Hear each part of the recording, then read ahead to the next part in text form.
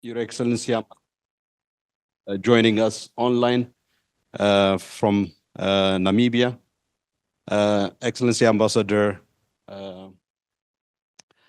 Adoye, I'm not sure if he is online and also represented here ably by, I'm afraid, Excellencies, Ambassadors, distinguished ladies and gentlemen. A very good afternoon to all of you. And I would like to thank first the UNOAU for this joint collaboration with Amani Africa in having this high-level platform for a dialogue on the Pact of the Future. I would also wish to thank each and every one of you for honoring us by gracing this event with your presence this afternoon. My name is Solomon Ayele Derso. I'm the founding director of Amani Africa Media and Research Services. It is a distinguished honor for me this afternoon to facilitate and moderate this high-level policy dialogue on the Pact of the Future. As you all know, the Pact of the Future is a product of intense negotiation that unfolded in New York, but with consultations and inputs from across the world over a course of more than 9 months in the course of 2024. Of course, the process started much earlier with the Secretary General's Our Common Agenda report that was released in 2021. And even before that, on the occasion of the 75th anniversary of the United Nations in 2020. And this pact comes at a critical juncture in the history of the United Nations and indeed multilateralism writ large. There are many challenges that we are confronted today, but there are a number of issues that the world has to prepare itself for the future as well. Hence, the importance of the Pact for the Future. The Pact includes chapters on sustainable development and financing for development, international peace and security, science, technology, innovation and digital cooperation, youth and future generations, and transforming global governance. And it is accompanied by 2 annexes on the Global Digital Compact and the other one, Declaration on Future Generations. A very important declaration. I was in Oran and I heard the Foreign Minister of Algeria saying a very profoundly important point, that we didn't inherit what we have today from our ancestors. We borrowed it from future generations. And therefore, the importance of this focus on the future generations as well. Without the 2 annexes, the pact is made up of 56 action points. The pact, as I indicated, is the result of course, a number of factors. It's a product of its time. It embodies the skills of various actors, including the co-facilitators of the pact, the Republic of Namibia, and that of Germany.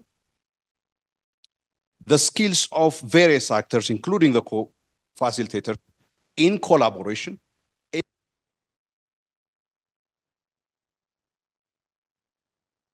Apologies about that. No doubt it may not contain the kind of ambitious commitments that this moment and the state of people and planet urgently need, yet the consensus mobilized and reflected in the pact provide solid basis for both avoiding regression and, importantly, rebuilding trust in multilateral cooperation.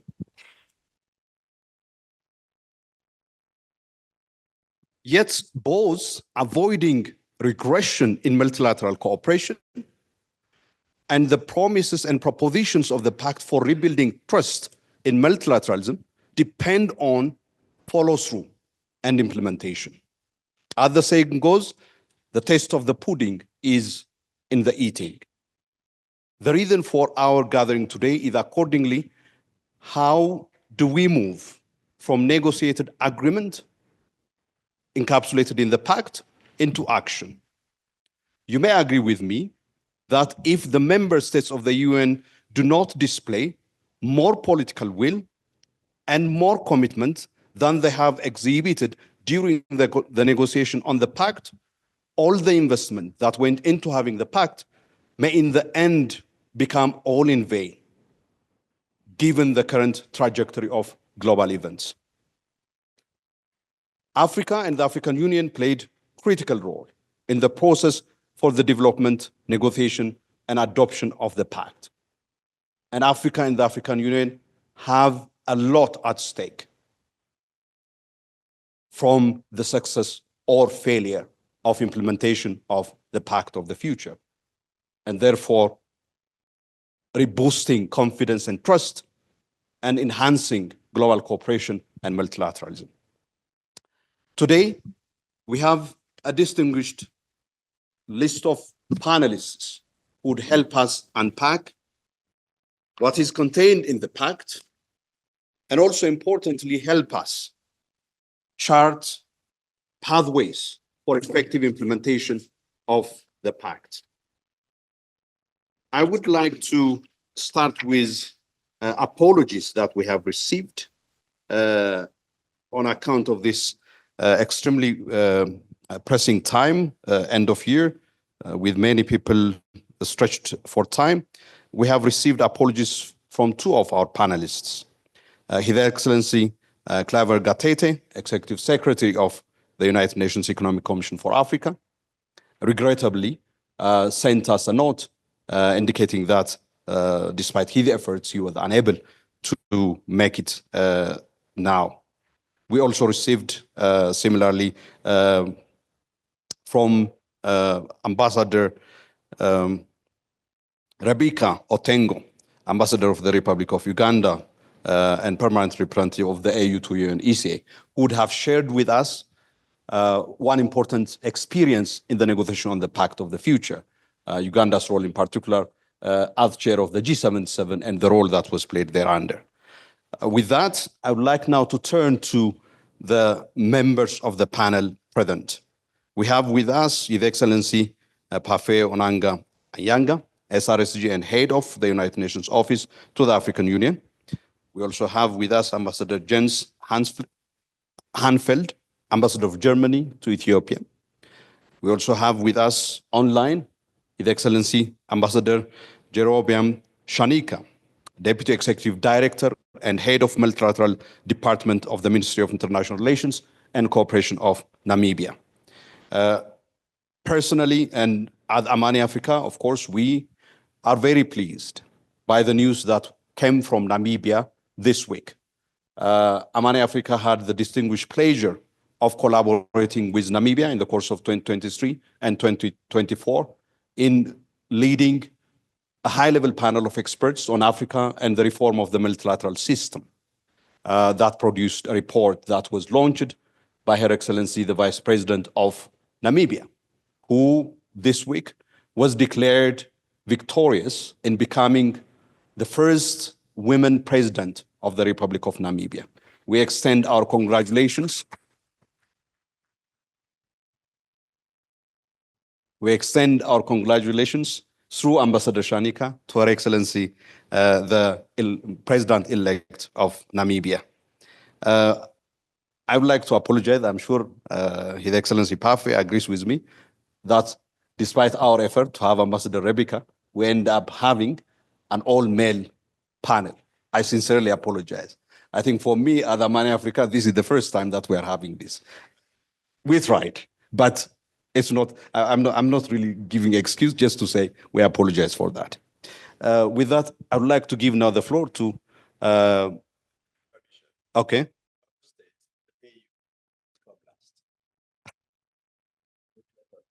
Well, He's the co-host, and I follow his direction. Let me step in. Thank you very much. Thank you very much, my dear brother and friend, Dr. Solomon. You know, as someone who's been trained by member states to behave, I'll always want to give them precedence. But let me enjoy the freedom that comes with non-governmental organizations. But I promise you to behave, especially as member states are watching. But thank you, my dear Dr. Solomon, for your very pertinent introductory comments. I do have a story to tell. I have a story to tell, but I also want to join you first in welcoming our distinguished panelists, and of course the audience in the room. Thanking you for making time for this important event. And let me also join you in warmly congratulating the president-elect in Namibia.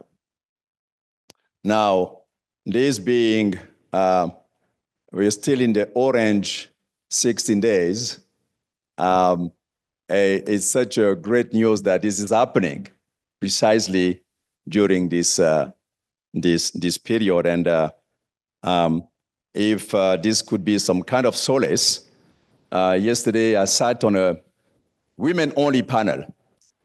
So it's balancing a bit what happened today. But let me also absolutely appreciate and stress the very useful and strategic partnership that we enjoy with Amani Africa.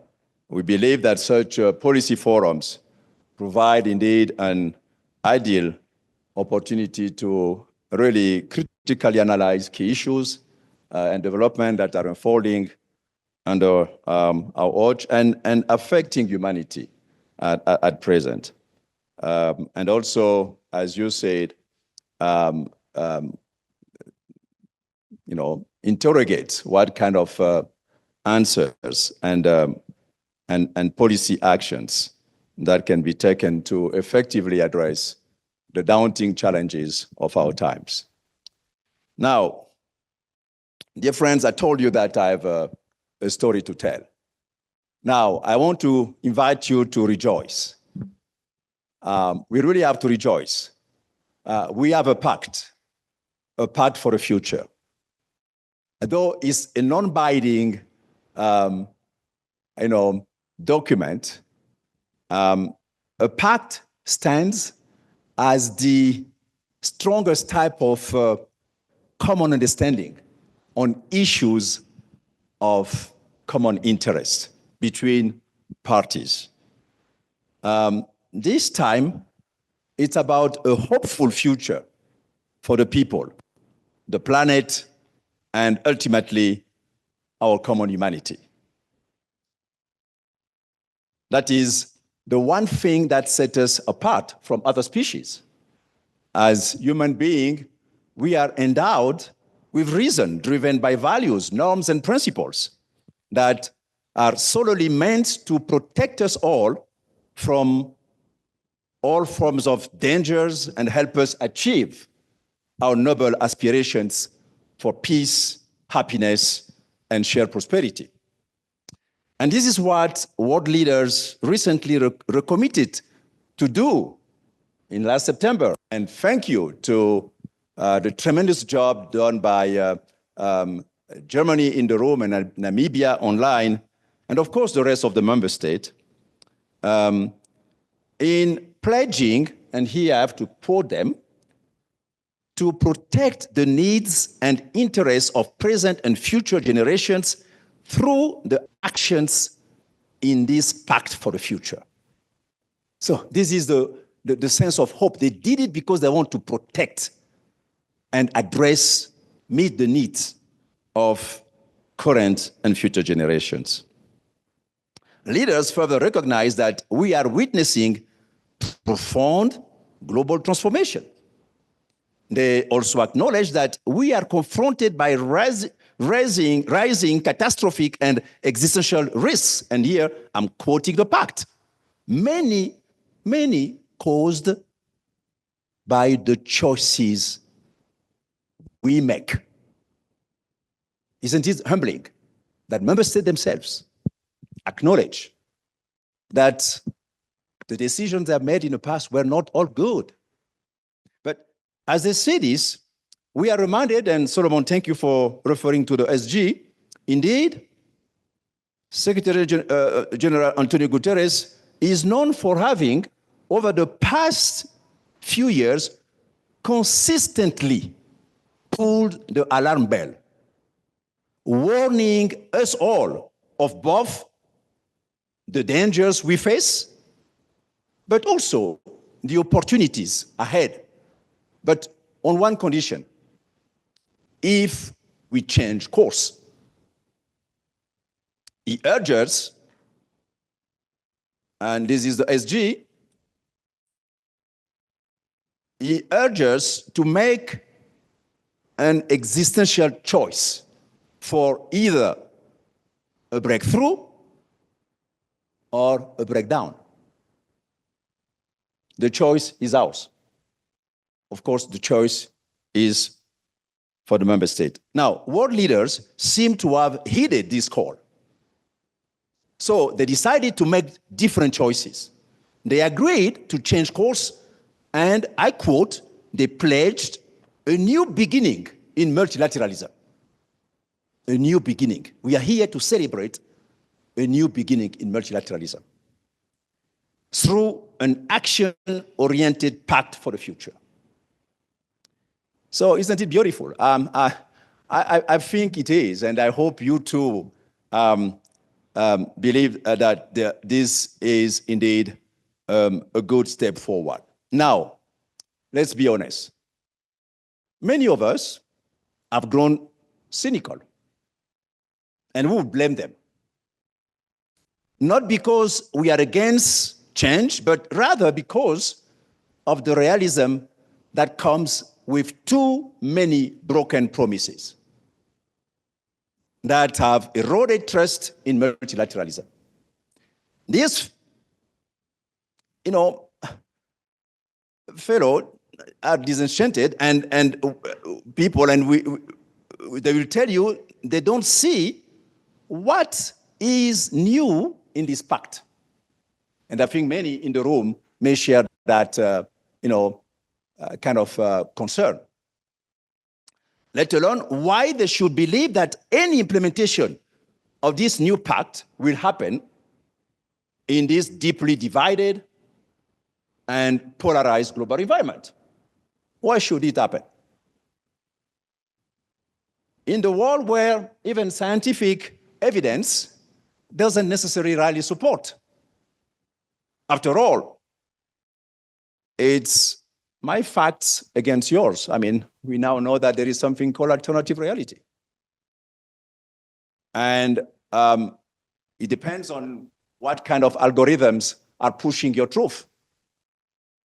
But I mean, we live in a world where when you have a bigger pocket, that your algorithm will become the reality of the day.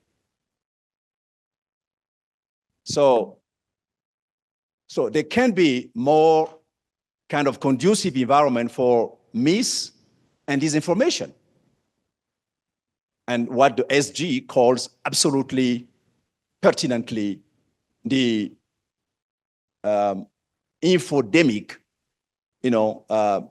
infotox epidemic.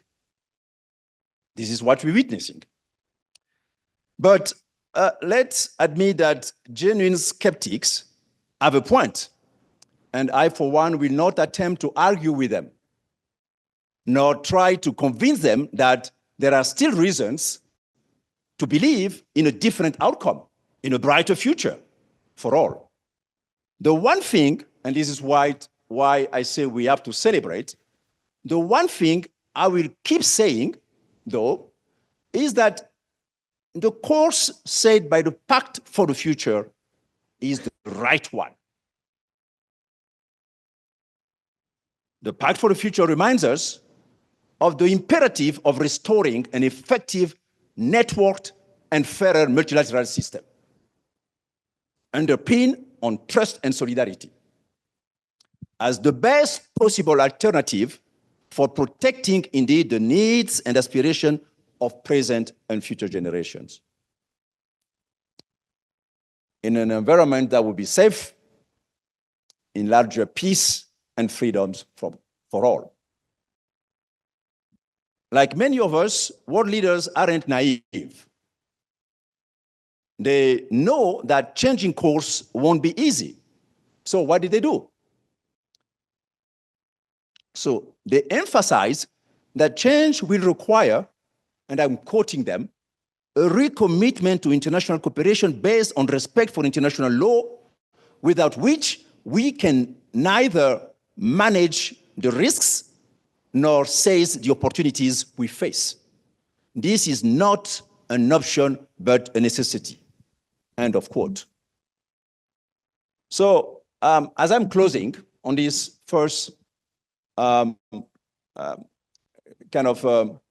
introductory remarks, I want to leave you with a key takeaways. Some keys to understand the Pact for the Future. And I'm sure you have all gone passionately reading it. It's a beautiful, really, piece of, reading. So, number one, in our troubled times, the Pact sheds light on the safest path ahead. Number two, it is underpinned by an unequivocal commitment to multilateralism and respect for international law. It is nurtured by trust, justice, and solidarity. It stands on the three pillars of the United Nations, that are sustainable development, peace and security, and human rights, are being equally important, interlinked, and mutually reinforcing.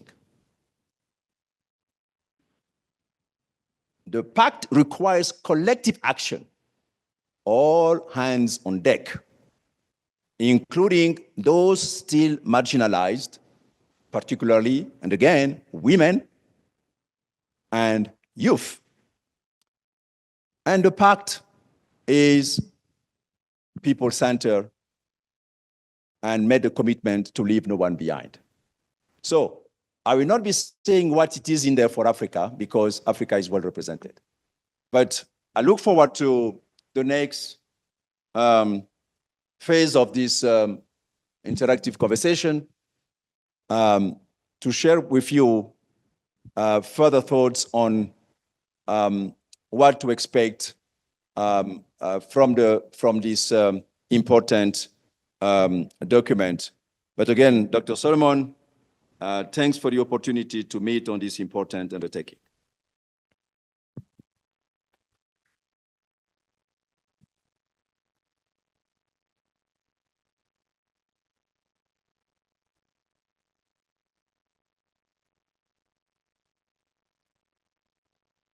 Thank you very much, Your Excellency, for that instructive and very positive, while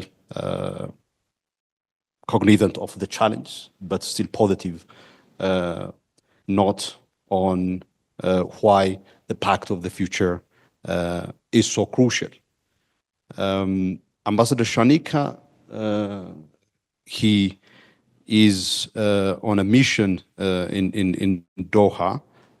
He managed to move around. So with the permission of the panel, I am now requesting him to make his intervention.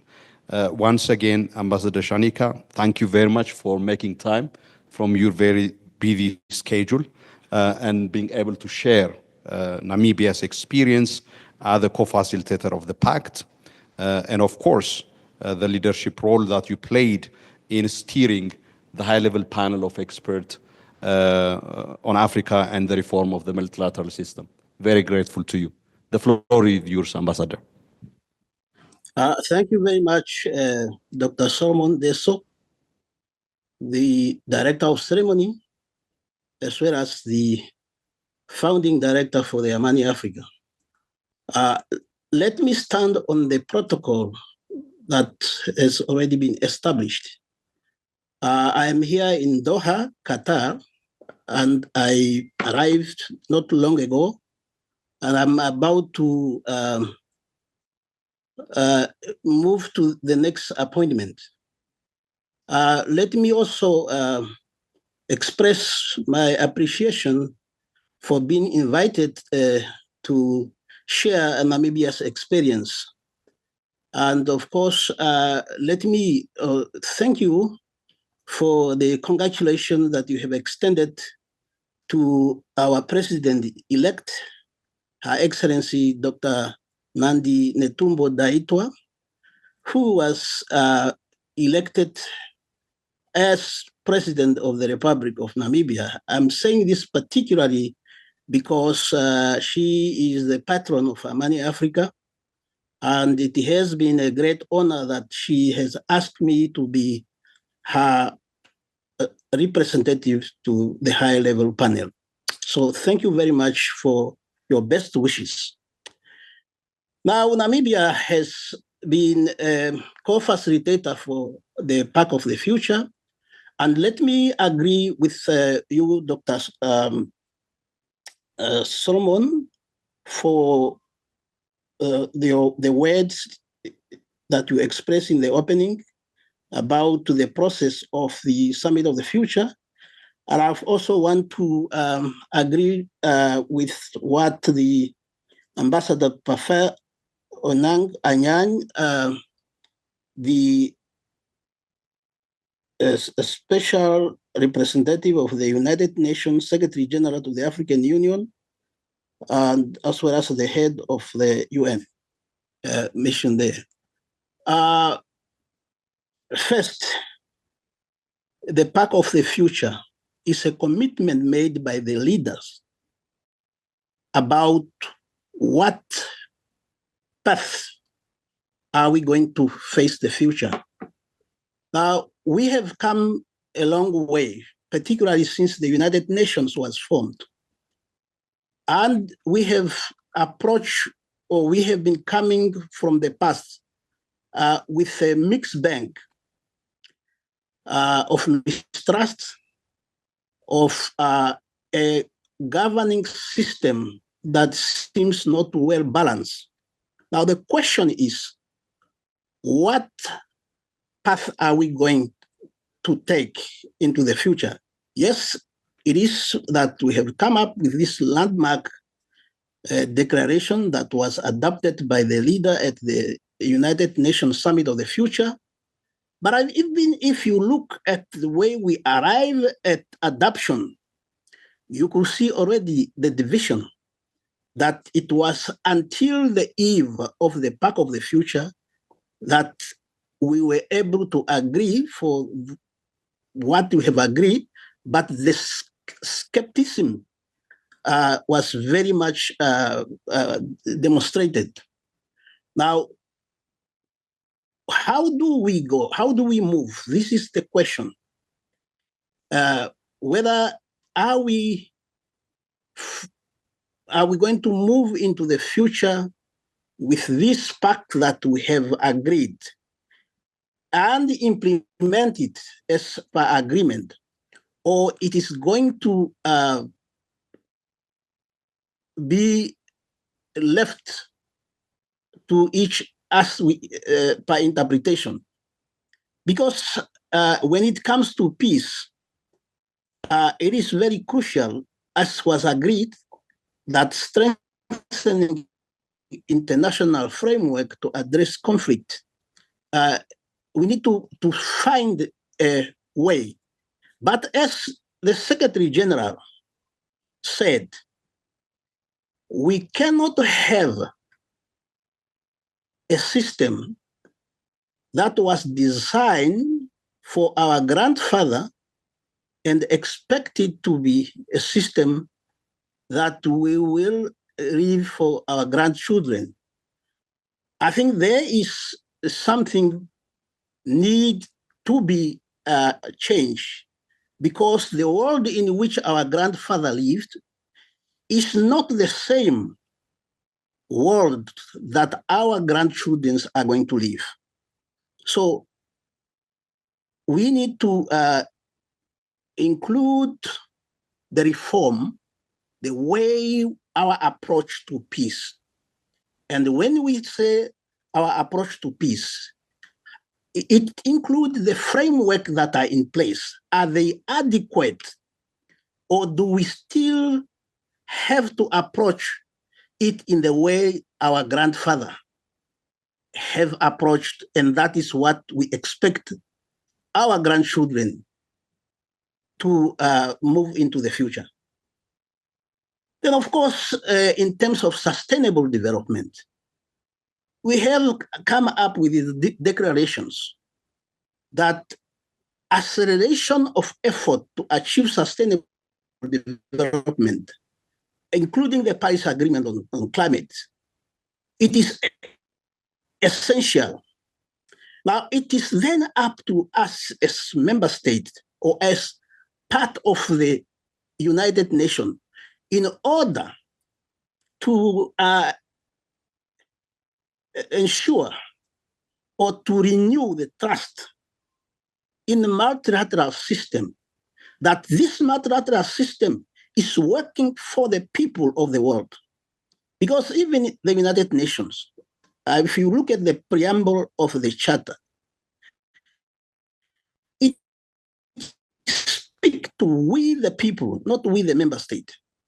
And in order for the pact of the future to be meaningful, it must speak to the hope and aspiration of the people of the world.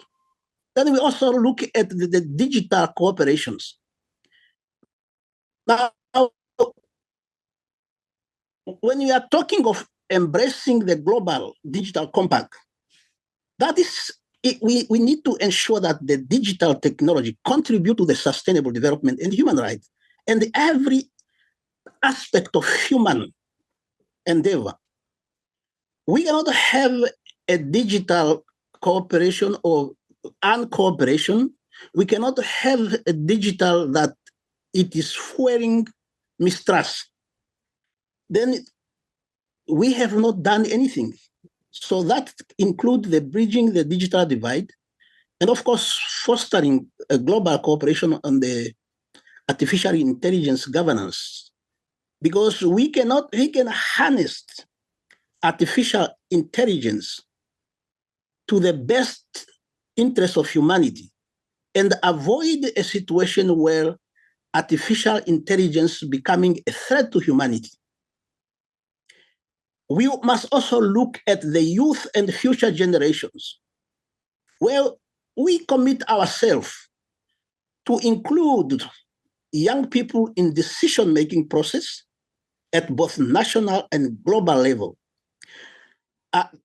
Young people must feel included, and they must feel that the decisions that are done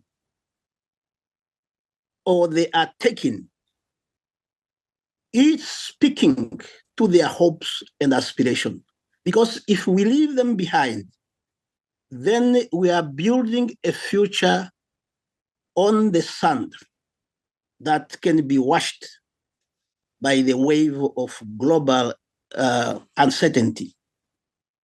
So empowering youth through education And this education must be meaningful, must be a quality education that educate the youth to enable them to think and innovate solution to the time of, or to the current time of their, I mean, to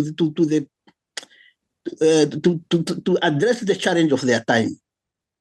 Because if they are not provided to rise to the challenge, then the future is in doubt.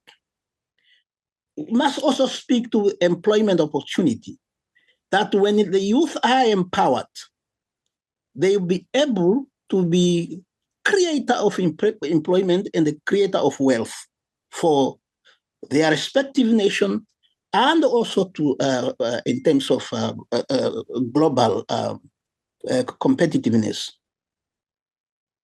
And of course, to prepare them for the leadership roles. Now, we are talking of transformations, particularly in global governance. We cannot transform global governance, but if it is only serving a particular side of the global divide. We are not then talking of humanity. If we are going to transform the global governance, it must be transformed to serve humanity, not certain people. Because once you divide and you have one side of the globe is moving in a different direction, leaving others behind, then we have not saved humanity. So the global governance must become inclusive and representative of the world according to today's reality. Let me use here the word of Frank Fanon, that each generation must, out of relative obscurity, discover its mission and either to fulfill it or betray it. Now, that is what it is asked about this transformation of global governance. Are we transforming the world to ensure that we respond to the mission of our time? Are we transforming to betray the mission that is of our generation? That must be an interesting question that we can.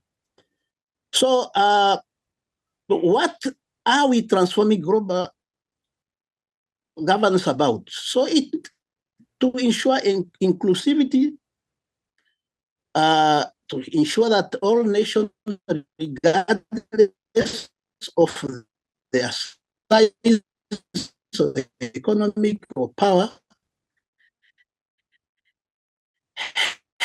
have a voice in global viability, as long as denied. Because we are speaking of promises, but when these promises are broken, they can lead to what we call broken expectations. And it's broken expectations that lead to unwanted uncertainty. So we also need to be transparent and accountable. So if we increase transparency in international institutions and hold them accountable, so that especially to the people they serve, then we are going to restore hope and trust. If we collaborate with the civil society, then we are going to strengthen, because some of them, they do provide services. So here we are talking of suspicious, because I know I'm talking as a member state, but of course there is a high degree of suspicion between civil society and government. I think really we need to remove whatever threat of suspicion that is there. Then, of course, leveraging technology, to use technology, which of course I have said, improve coordination, implement global policies, and also to ensure that it's also used to enhance the benefit for humanity. Then, of course, sustainable development, which I have already seen. So I think I do not want to take much of the time. These are the points that I felt that needed to highlight. But let us look at the global governance, especially in terms of security. Did the international financial system help countries, particularly in developing world, to progress, or have they become an obstacle? So we need really to look at every point of the Pact of the Future, and let us discuss, let us have a conversation to see how are we going to implement them, or are we going to leave them consigned to the archives. So I thank you very much. I am sorry that I have taken much of the time. So I only thought that we should reflect on those points. Thank you very much for your patience. Thank you very much. Thank you very much, Ambassador Shanika, for providing us with your reflections on the various elements of the Pact of the Future, and also posing some critical questions that we need to interrogate if we are going to fulfill the promise of the Pact of the Future, while cognizant of the risk of failure to fulfill the promise in terms of broken expectations and leading to unwanted consequences and uncertainties. Thank you once again for your interventions. We'll come to the questions that you raised, but also the different areas that you have highlighted. I think the question about the peace and security dimension chapter of the Pact obviously is crucial, as we see the extent of paralysis in the UN Security Council in particular, and the kind of catastrophic events unfolding in various conflict hotspots here in Africa, our neighbor Sudan, in the Middle East, in Gaza, and also in Europe, in Ukraine. There is a lot at stake from that. And of course, it's not without reason that the Pact of the Future put at the first chapter the question of sustainable development. Whether or not the sustainable development goals are realized and fulfilled and the promise contained in them would be a litmus test in terms of restoring people's faith in the multilateral system, and hence its profound importance. I now would like to kindly invite His Excellency Ambassador Jens Hanfeld, Ambassador of Germany, to take the floor. Ambassador, most welcome.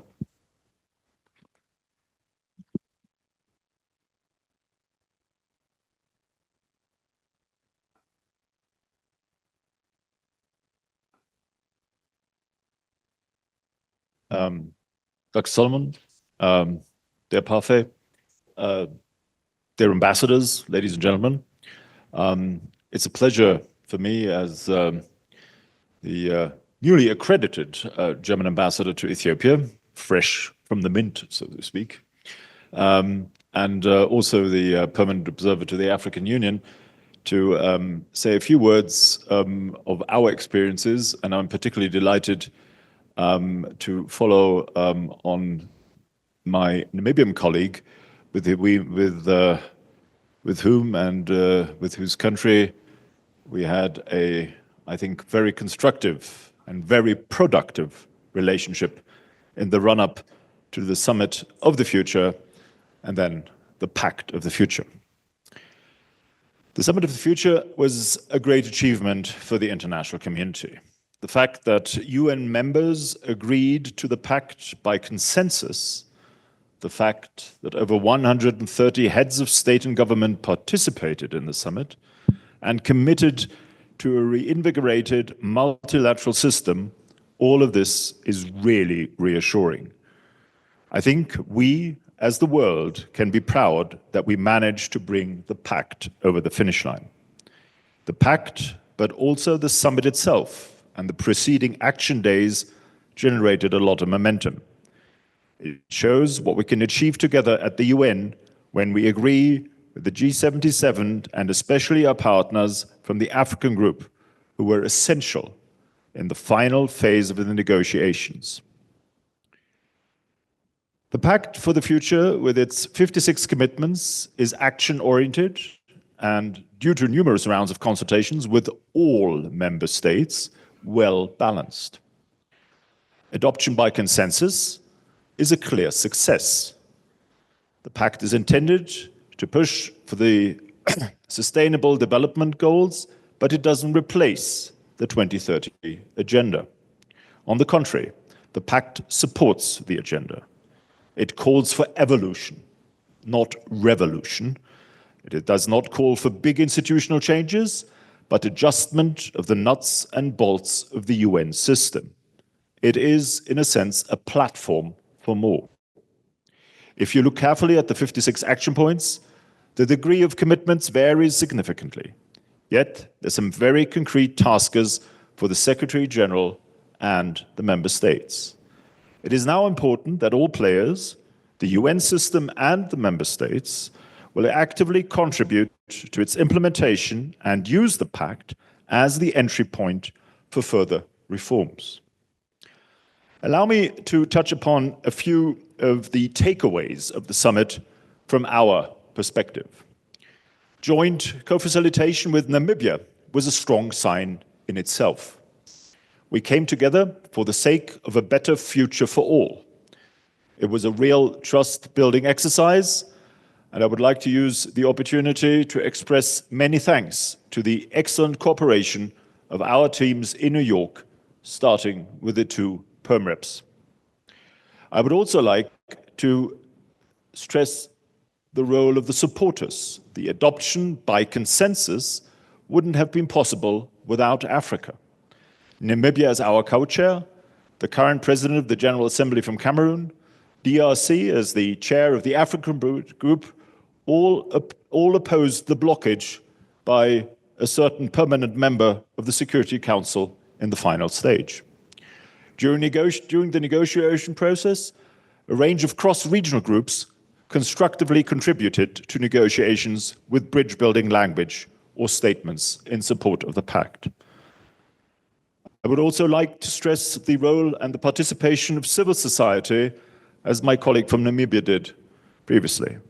Throughout the consultation process, co-facilitators have taken an inclusive approach for engagement with civil society and stakeholders through virtual consultations, town halls, a big conference in Nairobi in May 2024. So the Summit of the Future Action Days preceding the summit, with extensive participation of youth representatives, brought a spirit of renewal to the halls of the General Assembly. There is a certain friction when it comes to this, as my co-speaker was highlighting, the question of bringing in civil society into a forum which is essentially one of states. Nevertheless, we thought this was a useful exercise. With regard to the messaging and the communication, the Pact for the Future sends a powerful message to the world that the international system, despite the many crises we currently experience, can still work together for the sake of a better future. I think we need to set a positive narrative for following up with clear messaging, and to make it very simple, these are particularly two, in our opinion. One, multilateralism is in our mutual interest, and we will make reforms work. Ladies and gentlemen, for us as Germany, it is now important to actually set priorities in the follow-up. Four main streams for follow-up have been identified by us, which I would just briefly like to describe. One of them has already taken place in form of the Hamburg Sustainability Conference at the head of state and government level, which took place in October. We, on a general note, ensured that all follow-up measures, we think it necessary to draw a clear link between the implementation of the Pact and advancing the 2030 Agenda and the SDGs. From a development perspective, Germany made a first push to follow up on the Pact with the first edition of the Sustainability Conference in Hamburg that aims at solutions for accelerated SDG implementation, and as I just said, took place in early October. Among the topics discussed were financing for development and international finance architecture, AI and the digitalization for sustainable development, as well as engaging with future generations because it is their world we are discussing. These subjects are at our center of interest, also looking ahead. We would particularly like to highlight the role of private sector engagement when it comes to developing sustainable development. Leveraging private investment appears to be crucial in our view. We intend to follow up on the first conference with the second one later this year. And I would just like to add, despite the fact that we will be having early elections in Germany, probably most likely at the end of February, there is a strong commitment across all parties in Germany to this policy line. We will follow up on this, as I just said. Another important step for us is the peacekeeping ministerial on the Peacekeeping Action 21, which provides a good bridge to the upcoming ministerial in Berlin, planned for May. We will be issuing a concept note soon, hoping for high-level participation, and have also already initiated a study on the future of peacekeeping, new models, and related capabilities. For 2025, Germany has also announced its readiness to chair the UN Peacebuilding Commission. We want to focus the work of the PBC in the next year on conflict prevention and on implementing the decisions from the Pact of the Future. These will be important in the 2025 review of the peacebuilding architecture, for which we see the following priorities: strengthening the capacity of the PBC in its unique role across the pillars of the UN to provide constructive support to developing and implementing national and regional peacebuilding and prevention strategies, and addressing a broad range of risks and challenges involving all relevant stakeholders, from the local to the international level. We also want to strengthen and focus the cooperation and coordination between the Peacebuilding Commission and the UN Security Council, particularly in regard to UN peace operations and transition contexts. And finally, improving the financing base for peacebuilding, a matter which, as we all agree, is of crucial importance, particularly when we look at the region we're in at this point in time, is a strong focal point.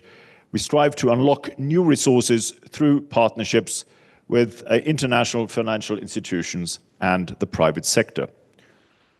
I would also like to mention that Germany has nominated the very experienced German diplomat, and I have to say former colleague and good friend of mine, Helga Schmidt, as the next president of the General Assembly in its 80th session. She's only the 5th woman in this position and the first from a European country. Follow-up on the Summit of the Future and implementation of the Pact for the Future will definitely be important guiding elements for a presidency. Ladies and gentlemen, dear colleagues, I would like to close my remarks with this.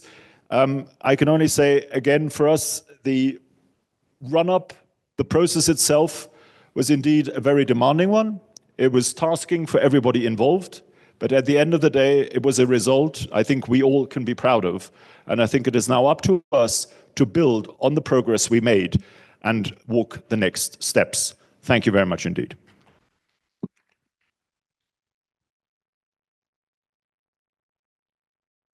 Thank you very much, Ambassador Henfield, for sharing Germany's experience and your thoughts about next steps in terms of the implementation of the Pact for the Future. In all the events that we convene, we make sure that the African Union is with us. As an organization that works on the African Union, with the African Union, it's therefore a pleasure for me to have with us Ambassador Fred Ngoga, representing ably His Excellency Ambassador Bankole Adewoye, Commissioner for Political Affairs, Peace and Security. If he's able to squeeze in a moment in between his busy schedule, he has assured me that he may pop up on the screen as well. Ambassador Fred, you are most welcome.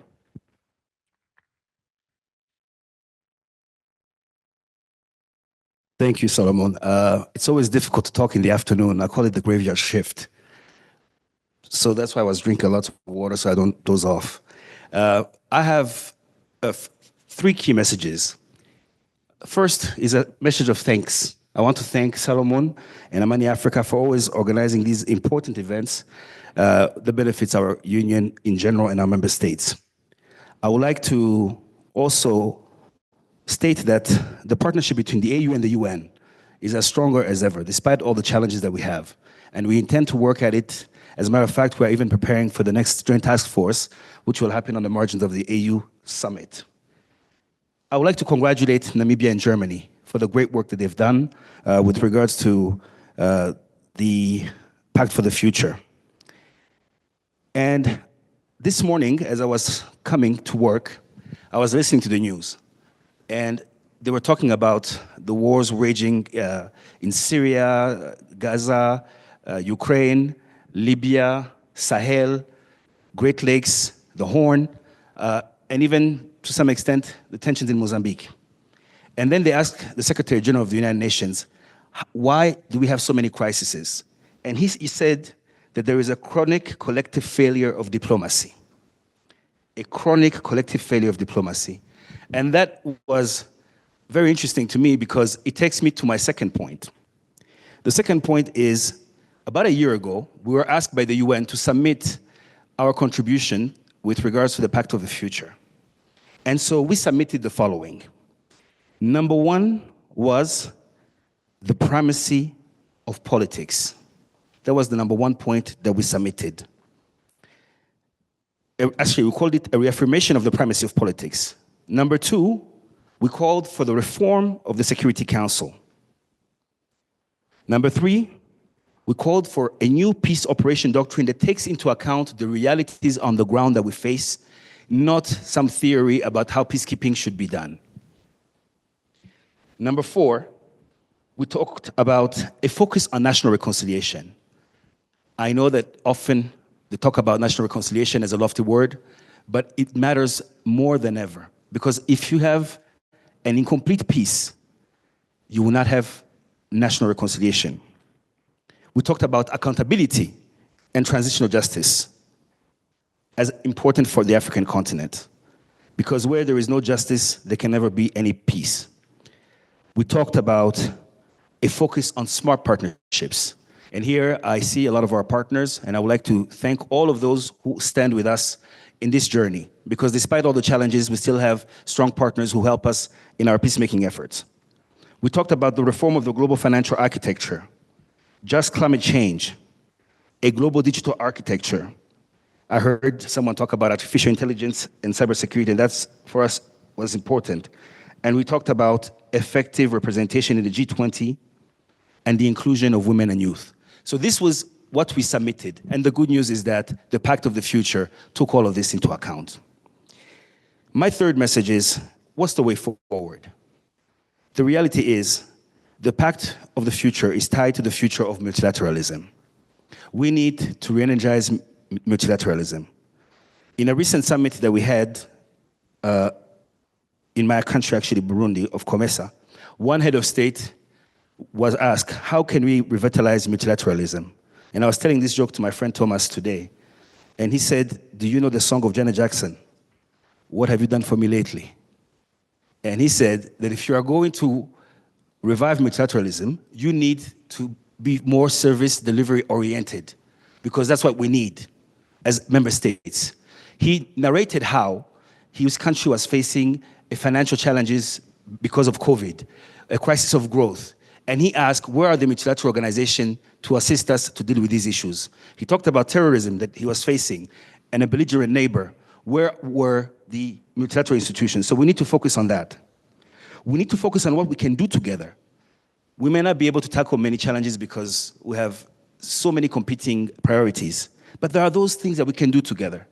For example, we recently received the Secretary General, UN Secretary General Special Envoy for the Central African Republic.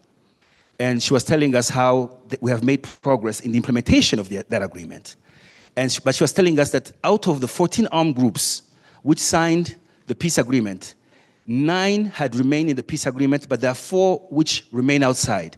And she was saying, as the AU, you're a guarantor. Why can't we work together the same way we work together to secure the agreement and bring them perhaps to Addis Ababa to see how we can bring them back into the peace agreement.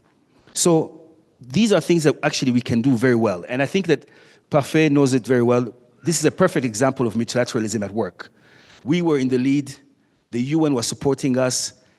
We received support from the European Union. And this is the model that we want to advance if we want to make this pact really, to make it something that people will believe in. 2 more points, and I'll close here because I'm sure that people have so many questions. As we implement the Pact for the Future, we need also to be flexible and innovative in terms of how we're going to implement this Pact for the Future. Here I'm thinking about trends that we're seeing. We're seeing new peace support operation models. We're seeing ad hoc coalition. We're seeing models where there's bilateral arrangements. So we need also to adapt to the realities on the ground, so long as it has an impact for our populations who are suffering. Last but not least, we need to sensitize the people. Let this pact not only be for us, the bureaucrats or the diplomats, but let it be truly a pact of the people, a pact for the future. I thank you for your kind attention.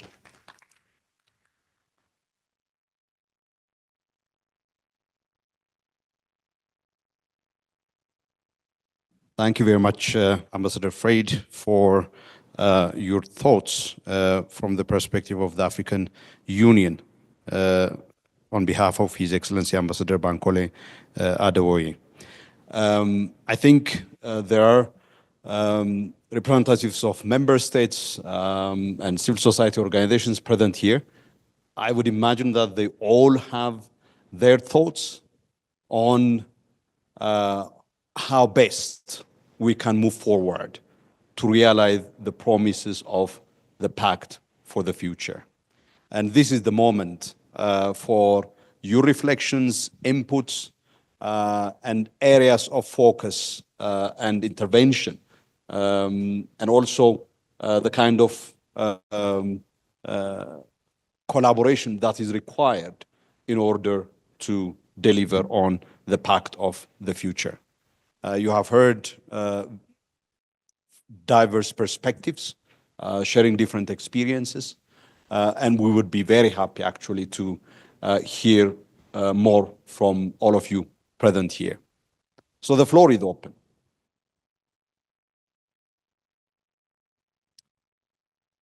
Yes, please. At the back. If you can kindly introduce yourself and where you are. My name is General Richard Edukwesiwanya. I'm the defense advisor of Ghana to Ethiopia, AU, and East African countries.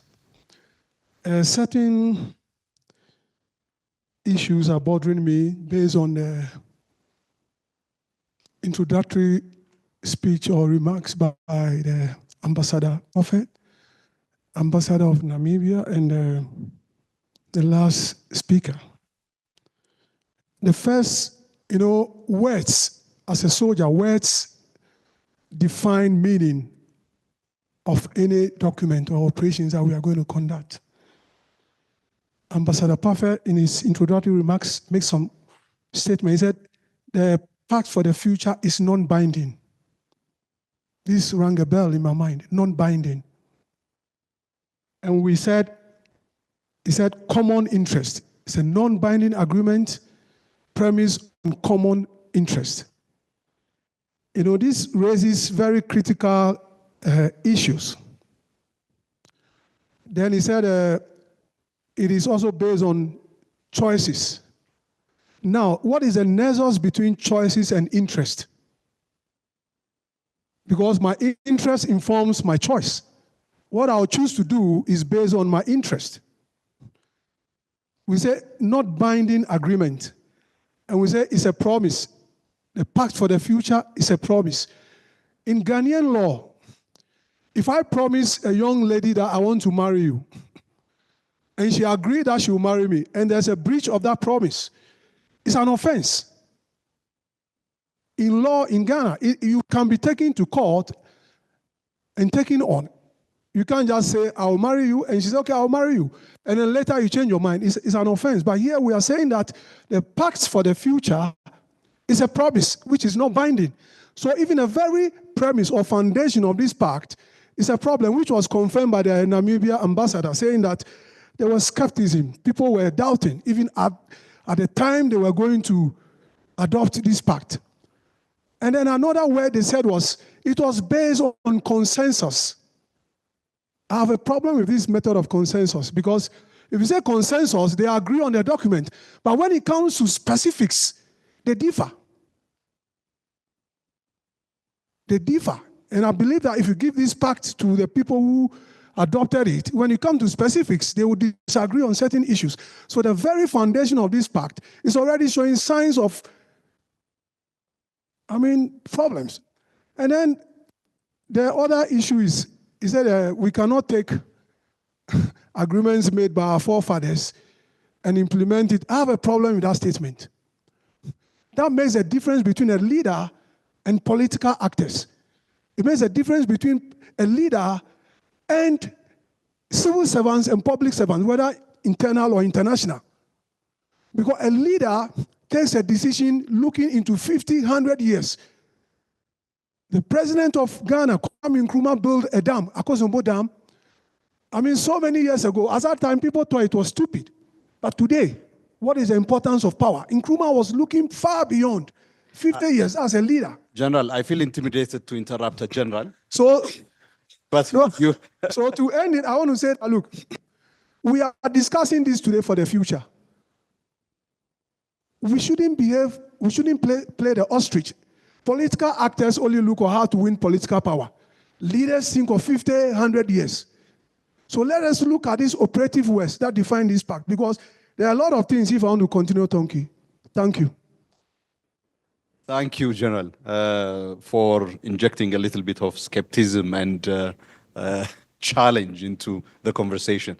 I would like to give the floor to the representative of Eritrea at the back.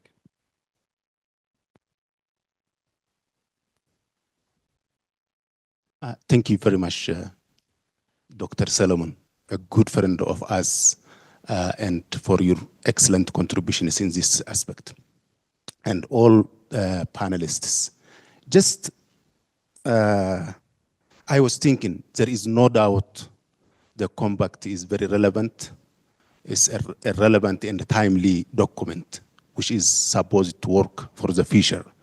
And the role of international community, which have been also reflected, is relevant. We are spending thousands of dollars, millions of dollars actually, and endless shuttle diplomacy, and a lot of effort is employed by international community just to support, to help. However, when we see what is going on, just in nearby, our sisterly country in Sudan, our sisterly country in Somalia, a lot of us, even though we are spending millions of dollars in shuttle diplomacy, even though there are endless initiatives, its effectiveness is not the way we expect. And we are in a vicious cycle. So whether it is be developmental or peace and security, I think this process needs, one, a critical assessment of the modalities we are using in the past. Without it, it would be the same. So we need a critical assessment of the way we are doing things and even the way we think. In the way we think. Second, changing the modus operandi. One is we understand critically what have been going. I think we really need, even in the way we think, a critical change in the modus operandi. The way it does not replace the owners in terms of development as well as the peace efforts, rather which empowers the owners of the situation. In the way we can understand the context, because what we see, what we observe is most of the time, we do in a very good, noble way, we try to help, but we fail to understand the context. We replace the owners of the situation, and then we just remain as we were. So just a small input which I tried is just empowering the owners, understanding the context, and overall, changing the modus of operandi in the way we think and the way we do things. Unless otherwise, even if we have representation in the United Nations Security Council, I really believe it wouldn't change much. It should be a comprehensive way of thinking in the way we are doing things. So just it should be more of brainwashing in the way we think and do things. Just that's what I wanted to say. Thank you, and sorry for taking much time. Thank you very much to you for highlighting the importance of not just having representation, but also changing the way business is done. That is well noted. I'm sure the members of the panel will give their reflections later on. Any further requests for the floor? Yes.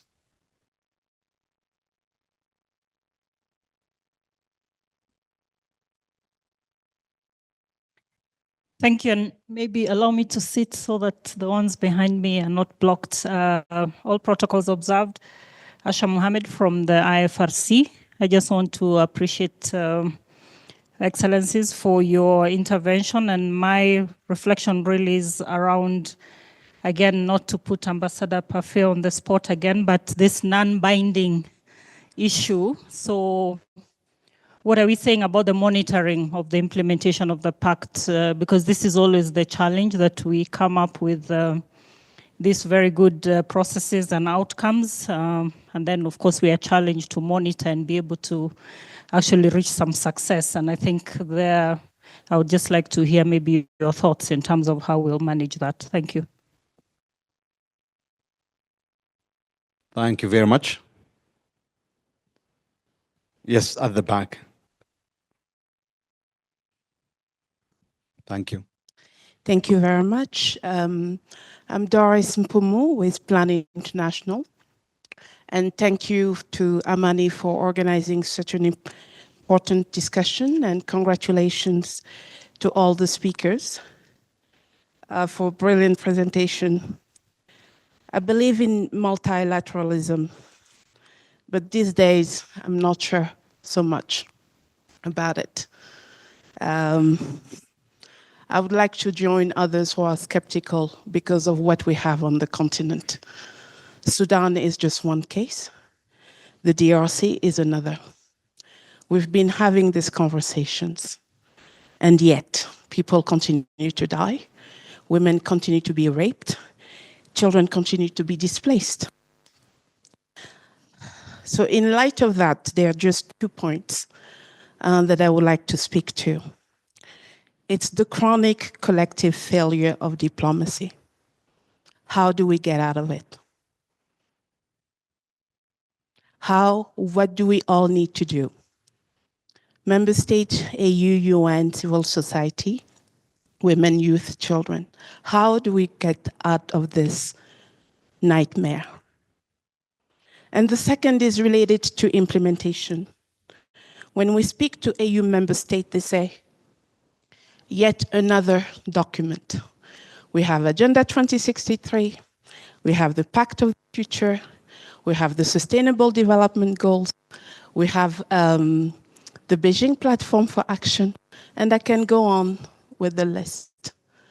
So I do respect and honor the spirit, because I think we needed to come together again and recommit to multilateralism. But where is the money for implementation? When we know that most of the donors have reprioritized their funding, ODA is changing. Some countries have slashed their ODA by 70%. And that's where we usually get the funding to advance peace and security, human rights, and so on and so forth. So maybe this is also a wake-up call for us as Africans to take our matters in our hands. Maybe this is actually a wake-up call. I'll stop there. Thank you. Thank you, Doris. Perhaps before another round of reflections, I will come back to the panelists. A number of questions that have been asked relating to the status or the standing of the Pact and the implication of that standing of the Pact in terms of follow-through and implementation. Perhaps if you could speak, Your Excellency Pafe, to that word non-binding with what you said. Basically, there is a lot in the Pact that is actually a reaffirmation of existing obligations, including, for example, the call for recommitting to international law. Perhaps there is something to be said about that in that respect. And the question relating to also, are the factors and forces against more multilateralism more powerful than the forces for ensuring the implementation of the Pact? Your reflections, please.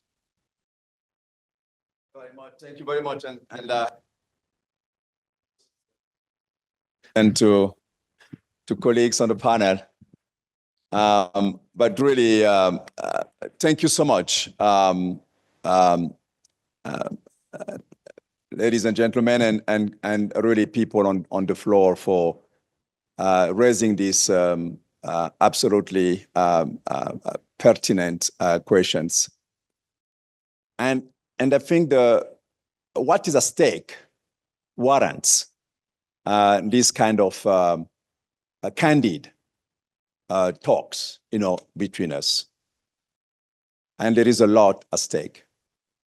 And I cannot agree more with you as you describe the horrors that we face and we witness.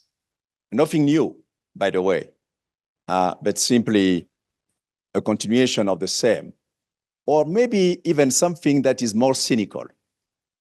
Something that bothers me, in line with the SG's points on this kind of chronic failure of diplomacy, is that the times we live in are really dire. And I will repeat it again. I've said it before. There used to be a time when wars were waged to win strategic advantage on your opponent. And I don't think the general here will disagree with me. And therefore, Clausewitz reminded us, your countryman reminded us, my dear Jens, that war indeed was the continuation of the diplomacy by other means. So it was still a way to create conditions to come back to the table and to negotiate an outcome that will protect lives and save people and save property and build for the future. But what we witness today, I think Ambassador Fred mentioned, he came up with that list of absolutely horrific conflict situations around the world, not only in Africa, that we have entered into a really frightening zone where international law is no longer the compass for what must be done, what can be done, and what shouldn't be done. Wars today are waged to erase, to annihilate the very humanity of the other. It's scorched earth kind of approach to dealing, and then making it absolutely difficult, almost impossible, to build back better and stronger. You take Sudan, projections, the most optimistic is that for you to find the Khartoum that we have known and enjoyed, it will take 80 years, 80, at a time when indeed, I agree with you, funding will become even harder to find. And for reasons that we can all understand, many priorities are competing. And indeed, the whole development cooperation framework is under question. There will be a FFD process soon in Spain, you know, and that's why the SG has been very clear on that before even the Pact of the Future, and we welcome the fact that member states have embraced his calls for boosting sustainable development goals and including the stimulus, where he was asking for 500 billions a year. That's what he's, and a modest, given the needs at stake. And of course, we know that those numbers will be hardly reached. And let's be frank, we're just coming from Baku. And how do you want to have a sense of optimism when all hope seems to be dashed? And when it comes to walking the talk. So we hear you. Is it easy? I don't think so. And this is precisely in an ideal world, General. We would hope that such commitment will be binding. And that by binding means when the Security Council under Chapter 7 decides something, it follows action. And it's mandatory. And it is imposed, including by the use of force on recalcitrant, member state. This is the global covenants under the charter that member states agree to do.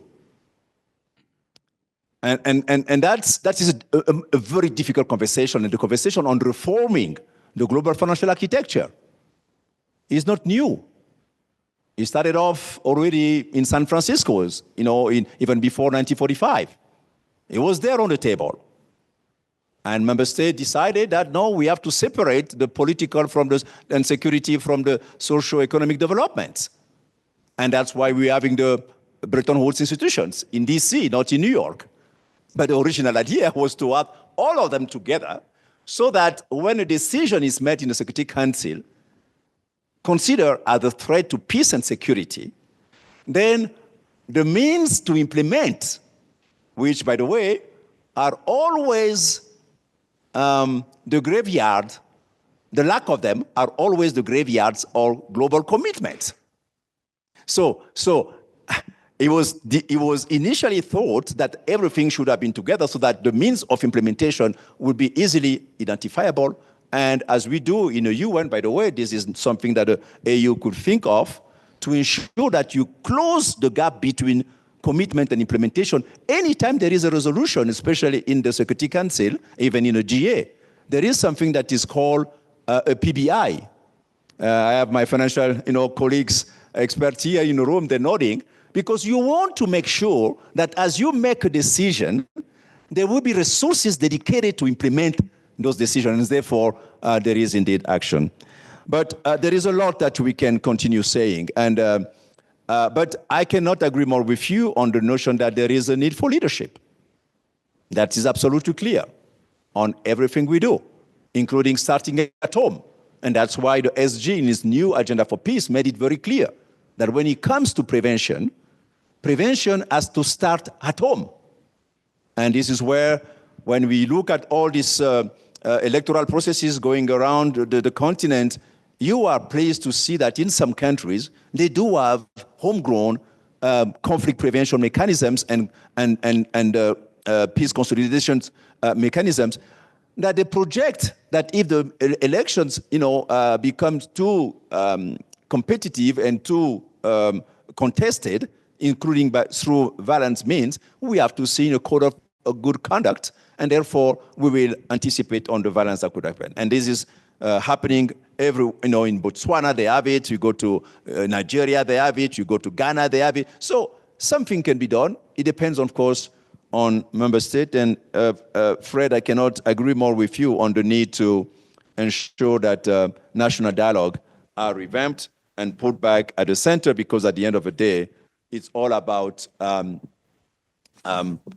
social contract, which is not a piece of paper, but rather the deliberate commitment of a citizen in any given nation to work together and ensure that they address all the differences, all the divergences in a way that is leading towards reaching a common agreement, a collective, I would call this a common grounds, so that they can resolve their problems. So, General, I want to leave you with this. Intergovernmental processes are complicated, and that's why I envy you to be, doing your job. Because when you are sent on a mission, you are given the resources and the means to achieve your mission. But in our case, and this is, let me put it this way, and I will end with that.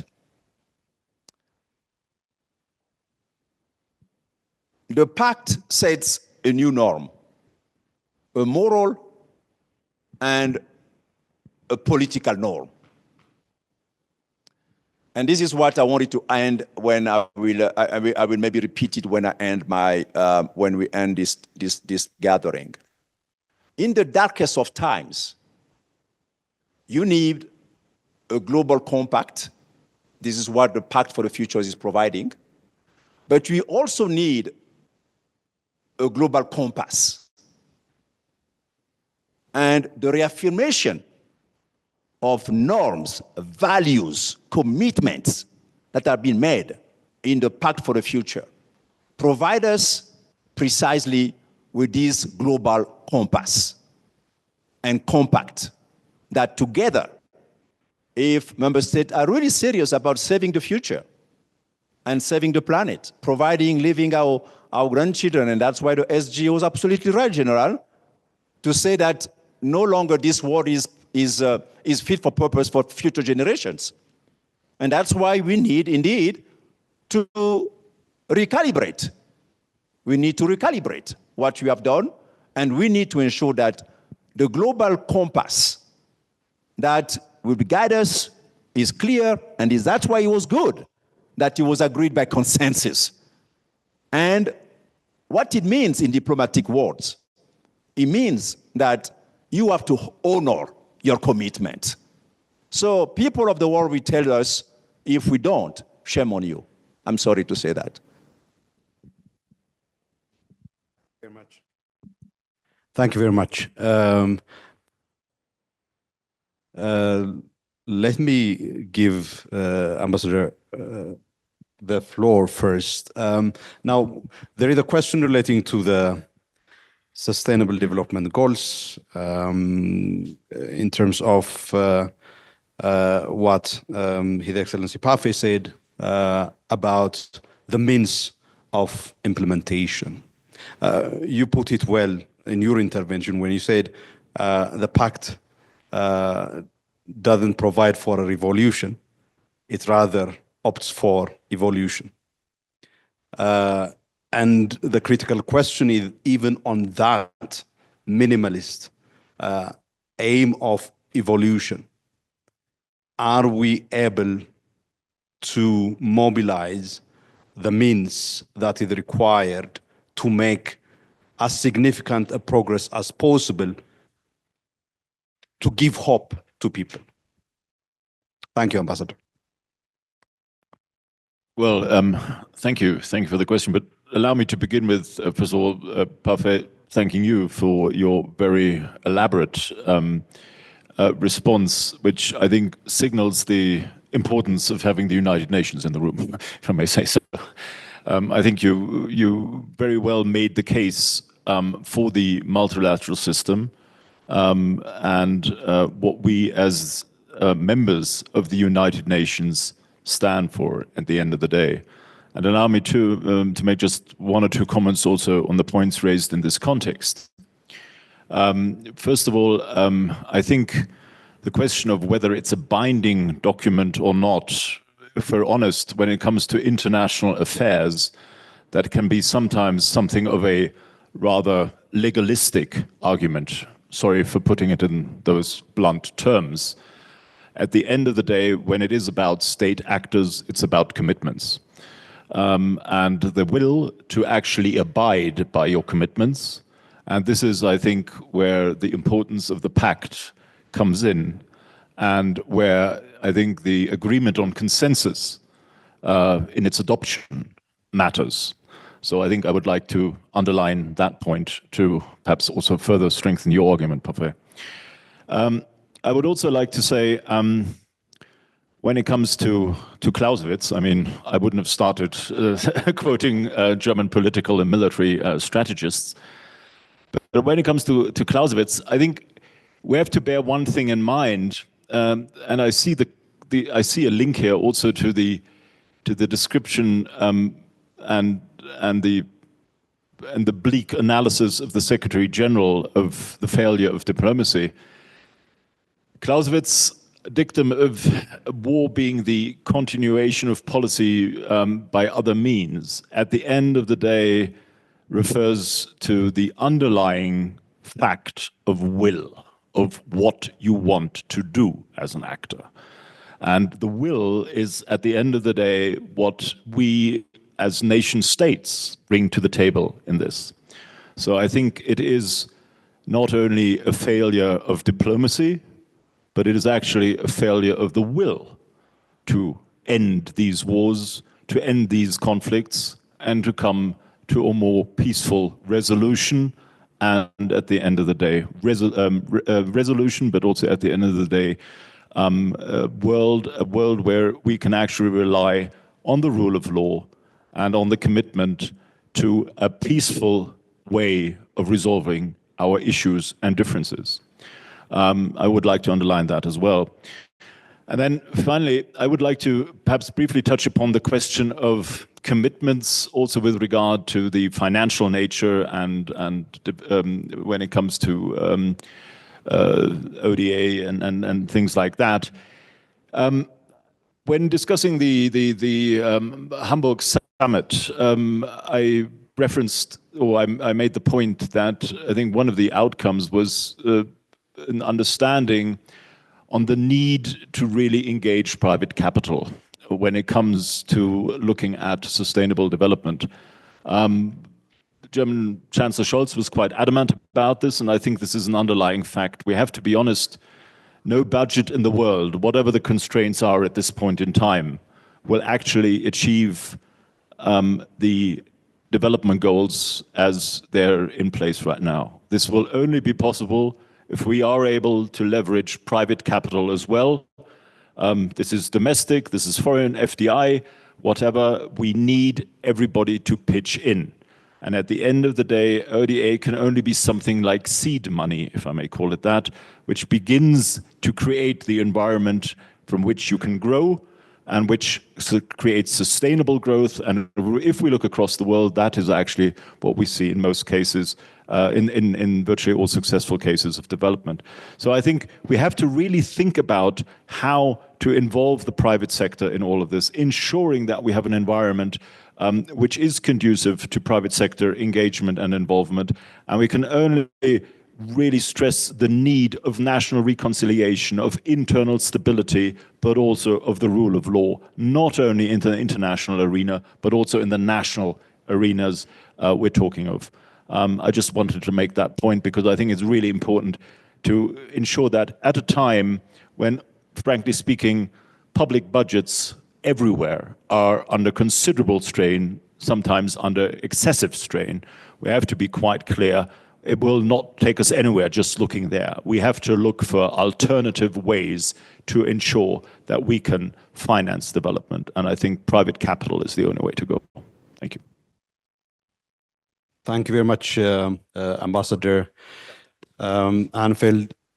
I think the point about non-binding, as a lawyer, I appreciate the importance of a legally binding instrument.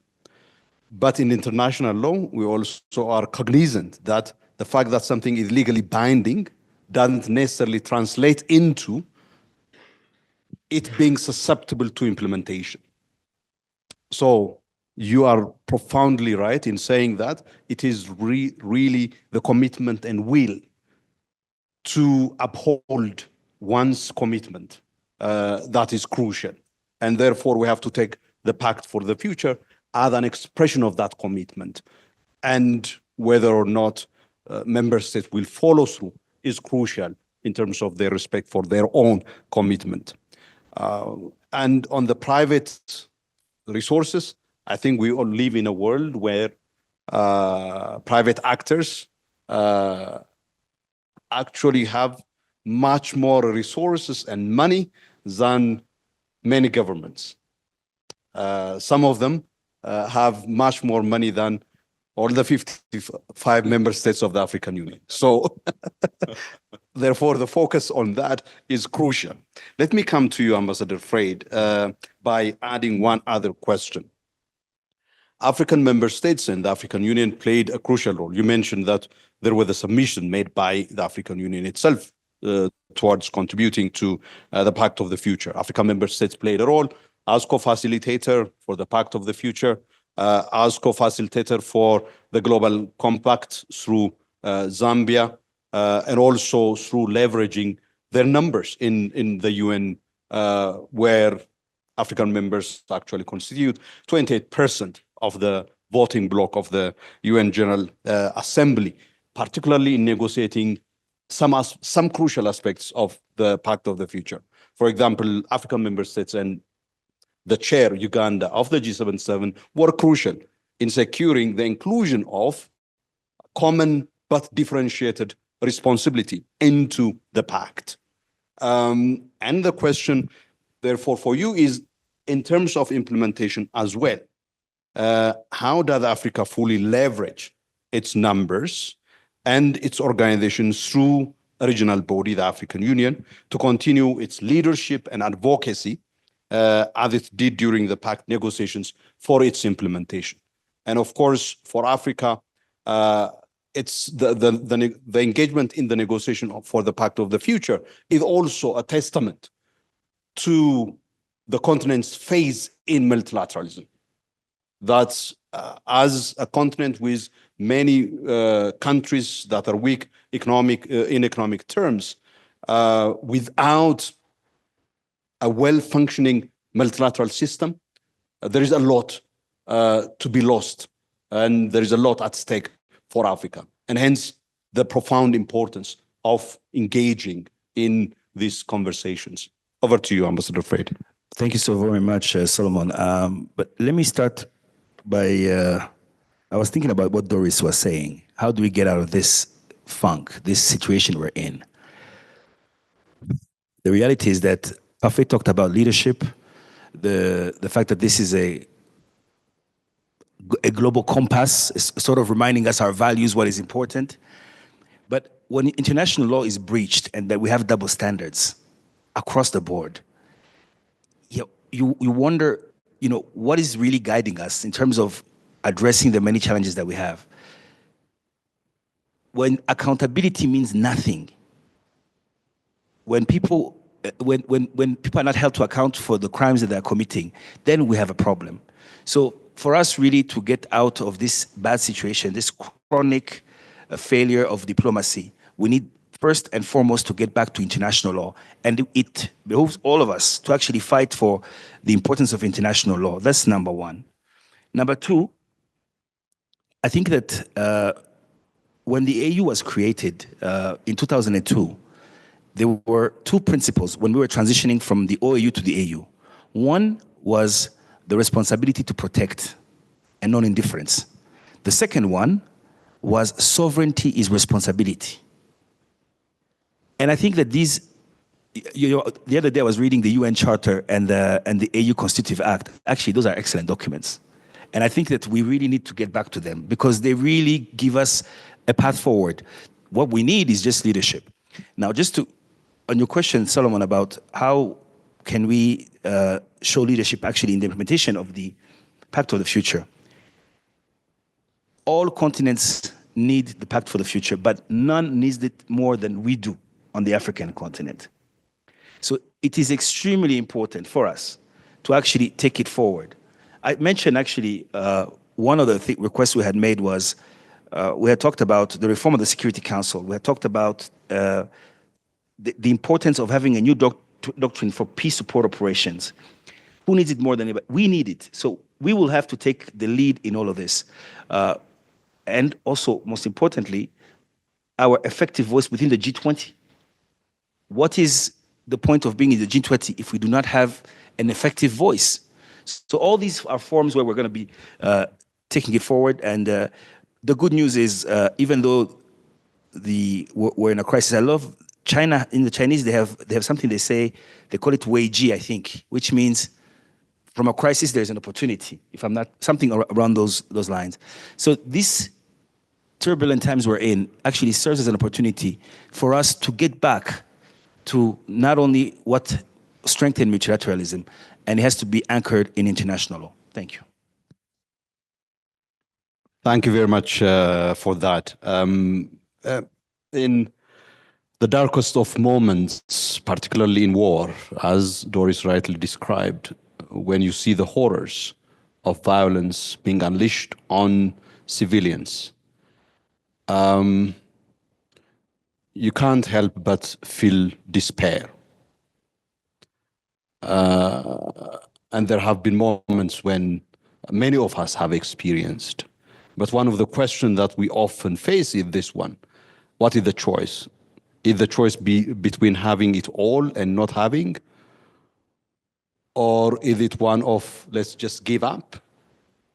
I'm not sure if that is really the choice, but your point is, why can't we rise beyond and above what we are doing, the business as usual fashion? I think that is profoundly important. And there is no option for us to give up at all. If those people caught up in those dire circumstances are not giving up on their lives, nor is it for us to give up either. But the question of leadership, the question of the primacy of diplomacy and politics, that I think is where we are being tested hard.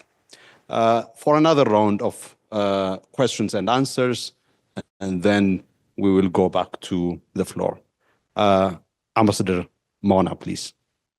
Sorry, Solomon. Hello?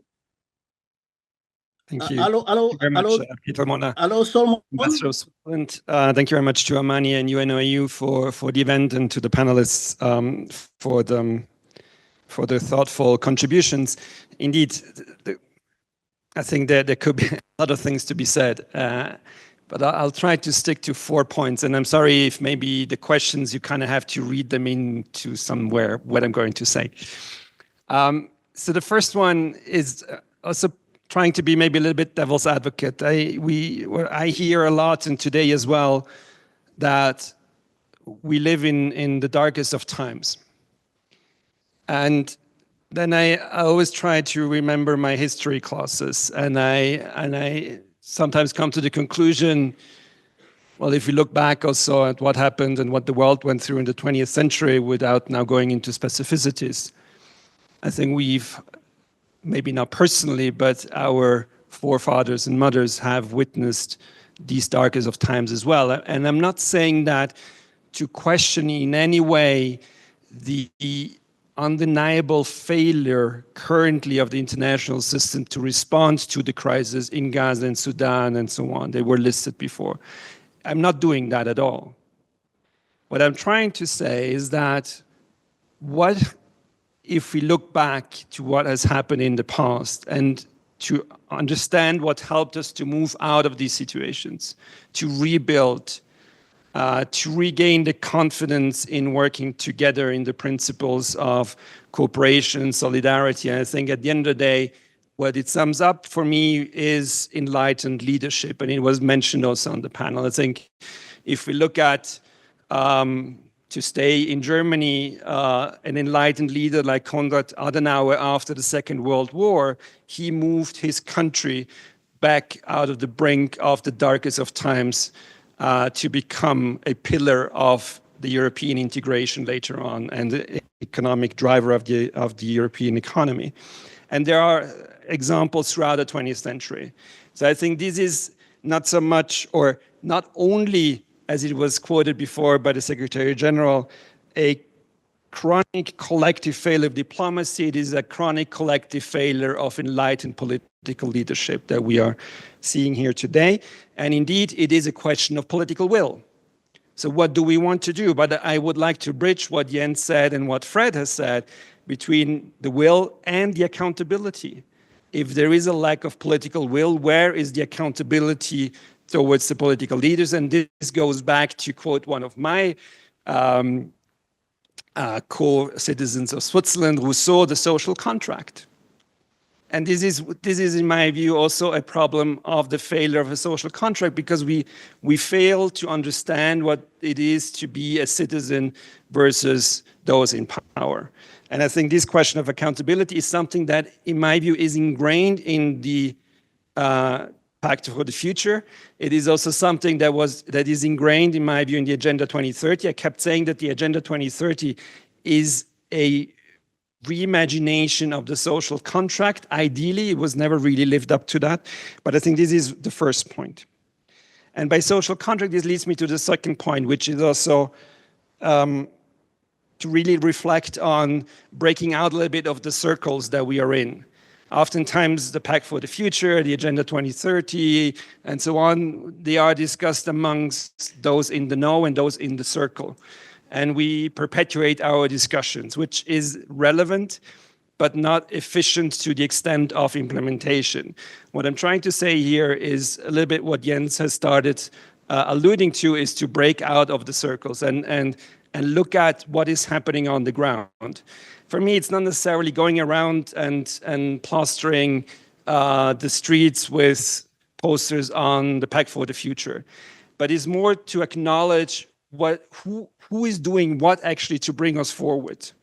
And oftentimes, this also implies looking more at the local level, for example.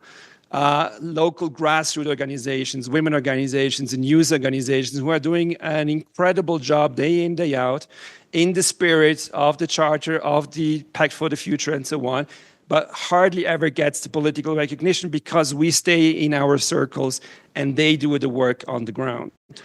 And just as an example, we had this fantastic project where the African Youth Ambassadors for Peace organized regional consultations and then one continental consultations on the new agenda for peace, and came up with an African youth voice on the new agenda for peace, which is a brilliant document reflecting on what you think about the future of peace. So this is my second point. The third point, shorter I try. What have you done lately for me? Yeah, just, I mean, it seems obvious, but sometimes it just needs to be repeated. The UN, we are the UN, and UN is us. So this externalization of us and the UN is by and large one of the key problems that we have. Yes, there are UN agencies, but at the end of the day, we are the General Assembly, and we are those giving indications, political leadership to the UN agencies to do what we think is right. And so in that sense also, in a time where there were questions about is the UN system failing or falling apart, also because the G20 and the BRICS and all the other groupings that are coming up and that become a strong voice, I think the Pact for the Future for me is only also a recommitment to the UN itself by saying we heads of states and governments come to New York and subscribe to that. And indeed, it is a non-binding document, but as Jens has clearly stated, I think at the end of the day, what is important is the political will behind it. And lastly, about ODA and financing, absolutely in line with what our colleague, the ambassador of Germany, has said, private sector indeed, but I think there again, we should use also the Pact for the Future to reimagine how we move forward with regard to sustainable development and cooperation. Reminds me of a discussion I had a few months back with Cristina Duarte, the Africa advisor of Antonio Guterres, on, we see many African countries, and I'm deliberately simplistic here and provocative, running after ODA. ODA in Africa is, I don't have the correct figure in mind, but I think it's roughly $35 billion a year. Africa is losing, according to statistics made 2 or 3 years ago, roughly $80 to $90 billion a year through illicit financial flows, for example. They lose similar amounts of money through inefficient trade and tax policies, often imposed also by external actors. So I think just putting these figures in a context, I think if we have the honesty to sit down and rethink the way that we want together move ahead, I think there are a recalibration of the instruments and the funding sources that we can tap into. And again, it comes down to political will, but also about the clarity on what we can do and what we have to do together. And I think a lot of it lies also in the Pact of the Future. And I think this is a source that we can take forward. I'll stop here after a rather lengthy intervention. Sorry for that. Thanks. Thank you very much. It's very important to hear from a member state involved in the negotiation as well. So thank you, Ambassador, for that. Let me give one more question. I would prefer if it's a lady. Yes, please. 2 ladies, actually. Thank you so much. Let me start with you, Liesel, and then I come to you. Thank you, Solomon. I'm Liesel Vordra, and I'm with the Crisis Group. I wanted to ask Ambassador Fred whether the African Union is perhaps not ambitious enough, because we see, as Solomon just mentioned, the amazing, powerful role that African countries have played now with the negotiations on the Pact for the Future.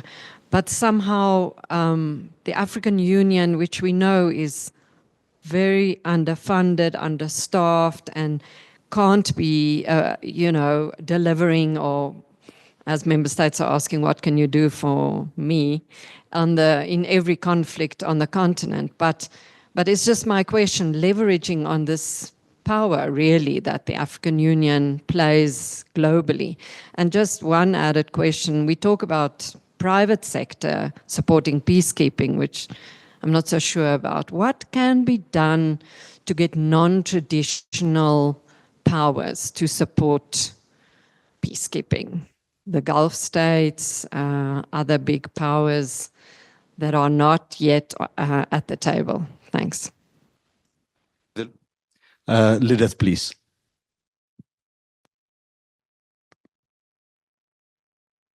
Thank you. My name is Lidet Tadesse, and I am with ECDPM. I have one remark and another question. So for me, a lot of points have been raised about leadership, and a lot of points have been raised about political will. But I think if we are to just stop at political will, we are likely not to arrive at results. And I think in terms of making the commitments of the Pact for the Future actually deliver in tangible results, I think countries that are interested in multilateralism and countries that have some common ground on how this multilateral system also needs to be reformed need to talk to each other. And I think we need to go one step forward and identify who has what kind of incentive, not just will, but who has what kind of incentive, who has a compelling reason or a compelling pressure in order to act in a certain way. Because the implementation of the Pact for the Future, to some extent, could also undermine the interests of some member states. For example, the implementation of the UN Security Council reform, particularly in terms of membership expansions, may not be palatable to all members of the UN Security Council. And so we need to be talking about how do we incentivize them? What kind of pressure can we apply on them so that some of these reform agendas could go forward? And I very much appreciate some of the interventions made by the ambassador of Germany when he highlighted that in some ways European countries and African countries have a commitment to multilateralism, and perhaps even though the two continents don't really see eye to eye on all items, that could be a common ground to actually explore which countries in Europe, which countries in Africa are ready to pursue form alliances and pursue some of these changes. So I really think we need to be action oriented. The second aspect is a question and a critical reflection in a way, which is we're talking about the UN and the AU partnership, particularly in peace and security. But I also imagine if, even if we were to succeed by tomorrow in implementing all of these commitments that are put forth in the UN Pact, to what extent are we in a position within the African continent to actually execute some of the leadership that is needed to bring political clout to end some of the conflicts that we're talking about? Where is the AU, and even in comparison to where it was 15, 20 years ago, where is the AU in its ability to put pressure on its member states? Where are also the key member states of the African Union, which used to play important roles in mediation, which we used to play important roles in sort of coercing and applying peer pressure on their counterparts to bring them to the table? Why aren't we seeing that? And in the absence of this continental political leadership in Africa, don't we have a lot of homework to do internally? And also in light of the fact that a lot of the continent's conflicts are internationalized and beyond the influence of African countries and the African Union itself, don't we have a lot of homework to be done internally? Thank you very much. Of course, I think, I'm sure no one is perfect. Everyone needs to do their homework, including those members of the African Union, perhaps more so them.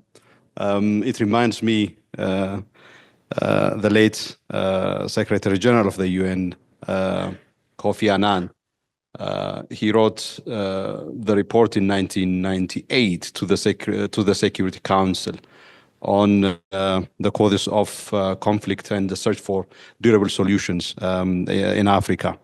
And one of the lines that he put then was something that is stuck in my mind, saying after the end of the Cold War, there was a moment of enthusiasm and action and so on and so forth. Then following the debacle in Somalia, and then the horrific genocide against the Tutsi in Rwanda,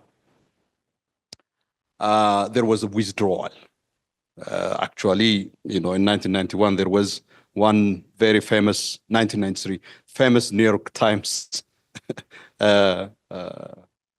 article, how Africa was basically used as a pawn, and then nobody is interested in it anymore.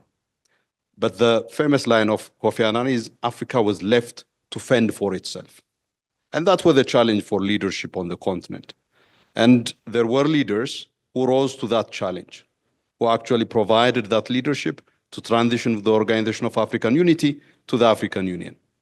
So the question from Lidat is, would this moment of challenge and crisis also be, as you put it, quoting the Chinese proverb, an opportunity to do more here in Africa by the African Union and African Union member states? Let me give the floor first to Ambassador Shanika for his parting shot as he departs. He had already gone. Sincere apologies, I thought he was still with us. So with your permission, since we have run out of time, let me get back to the panels for their final concluding points. Who would like to start? Please. The mic. Yeah.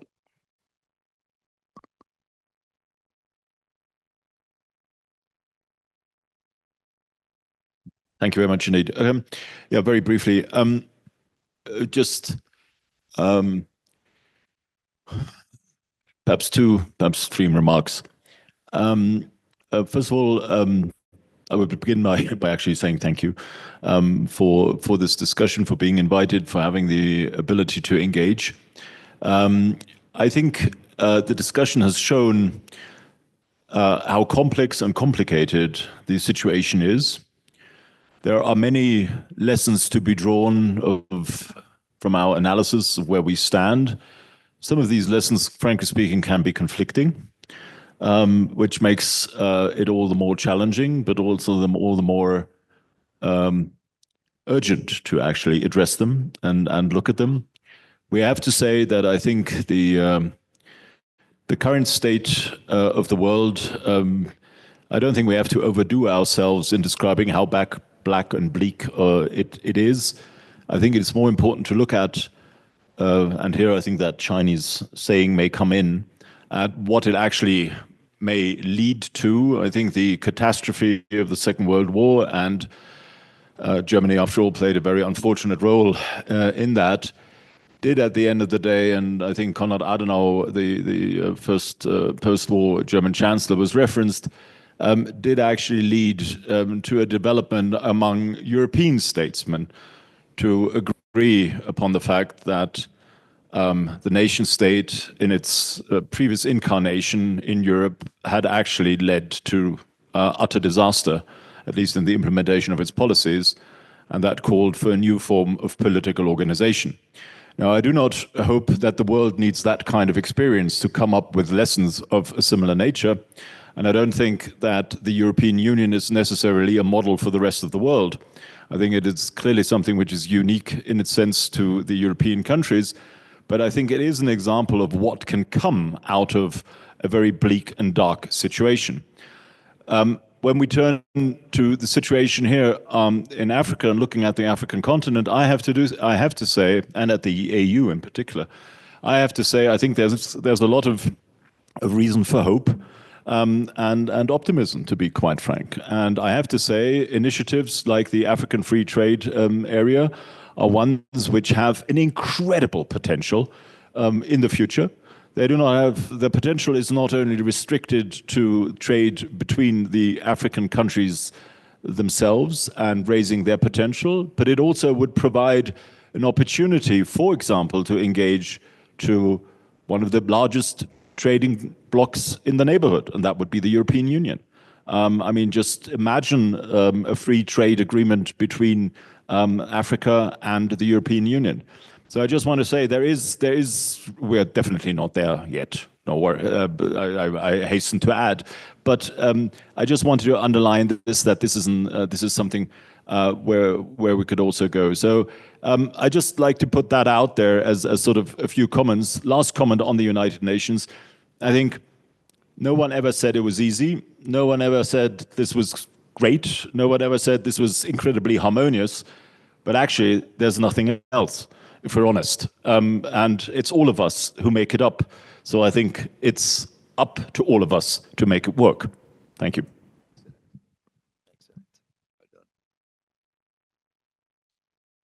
Oh, good. Thank you so much. I was thinking as the ambassador was talking about the question of Lise and Lidette, about why are we not as ambitious as we should be? I think that the reality is that the African Union, it's also its member states. And right now, we're the reflection of what's going on in our member states. If you look at many of our countries, they are going through crises. And so that reflects also on how the union can advance its agenda forward. But I would like to say that of late, we've been trying to have what we call common African positions on different issues, whether it's on climate change, whether it's on the reform of the Security Council. We're working towards that. There is no paradise on this earth. But the good thing is that at least we have somewhere where to start from. And we have an opportunity actually every 4 years where we have a new commission, where we actually have an opportunity to actually re-energize our union even more. And I believe that we're going to have this opportunity starting in February. And we need to actually, I know, Liesl, Lidette, you write a lot. And I hope that you're going to be submitting questions to these candidates for chairperson, to them as well, what they intend to do to re-energize our union. I think it's going to be critical. Let me conclude quickly, Solomon, by saying multilateralism is not perfect, but as the ambassador said, that's all we have. And the truth is, if it did not exist, we'll have to recreate it and we have to perfect it. And it's all of us. I think it's Pietro who was saying that we're the General Assembly. What can we do to actually improve things? So I will just say thank you for the great opportunity to have this exchange, and thanks for everything. Thank you so much. Peace. Thank you very much. I think this was supposed to be a very collegial conversation.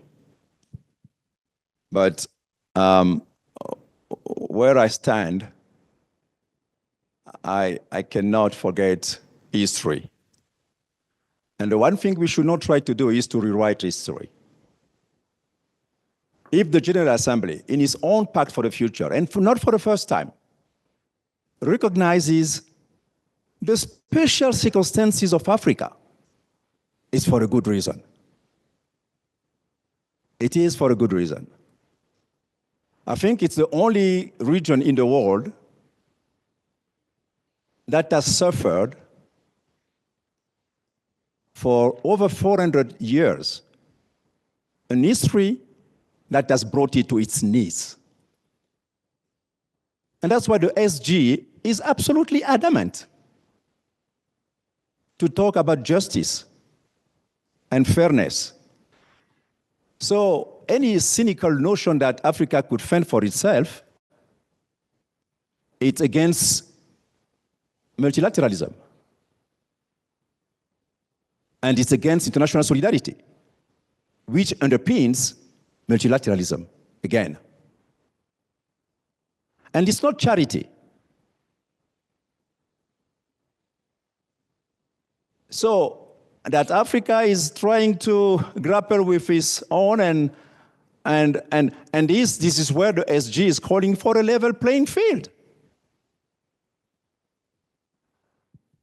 And we are here because the whole world agreed that it cannot be business as usual.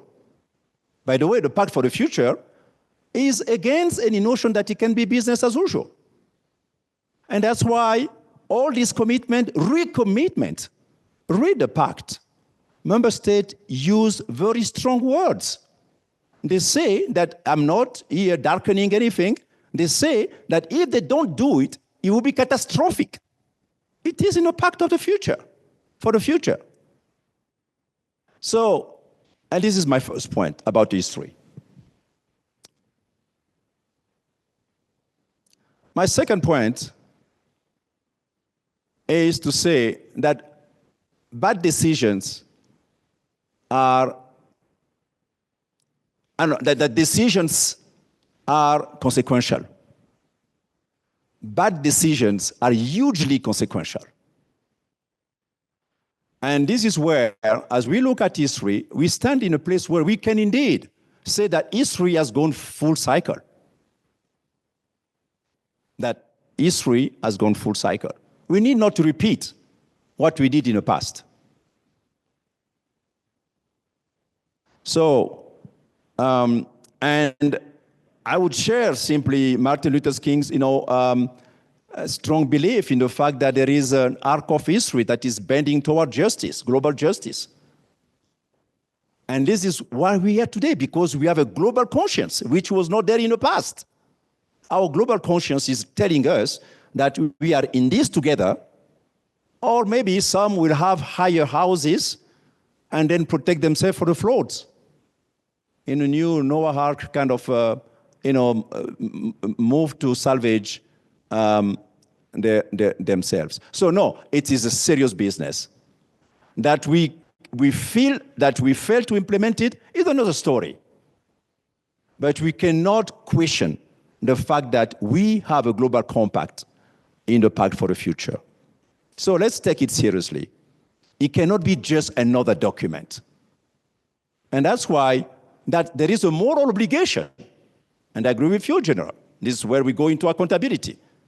There is a moral obligation, and that's why there is a commitment, read the Pact for the Future.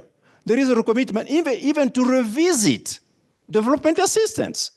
It's not my word. I was not sitting in a negotiation with member states. Member states themselves said that they have to revisit, they have to reach the 0.7 plus commitment they made. Because they know that if they did, the world would be in a different situation. Does it mean that member states don't acknowledge the fact that things are harder and difficult? No. They say, they know it's difficult.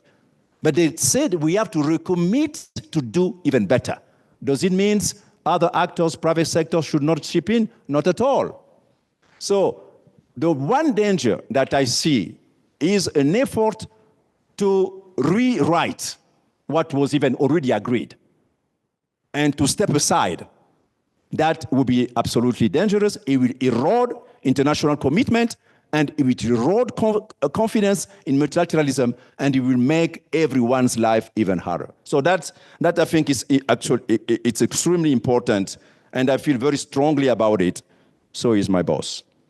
So I wanted to say these things. Now, and there is a good news. It's not going to happen by miracle. Member states, again, themselves set a follow-on mechanism, in addition to the very brilliant points that Jens outlined on what Germany intends to do. And indeed, it must be a commitment by all member states. The steps envisioned by Germany are absolutely welcome and very targeted. But member states themselves agreed to have a 5-year review process. So it means that they take seriously, and this is, we can see it as a review process, but also as an accountability process, as an accountability mechanism. So they have built in the process, in the Pact for the Future, an accountability process mechanism that will make them come together every 5 years to take stock of what was agreed, what was done, what was not done, so that they can, indeed, it's going to be painstaking.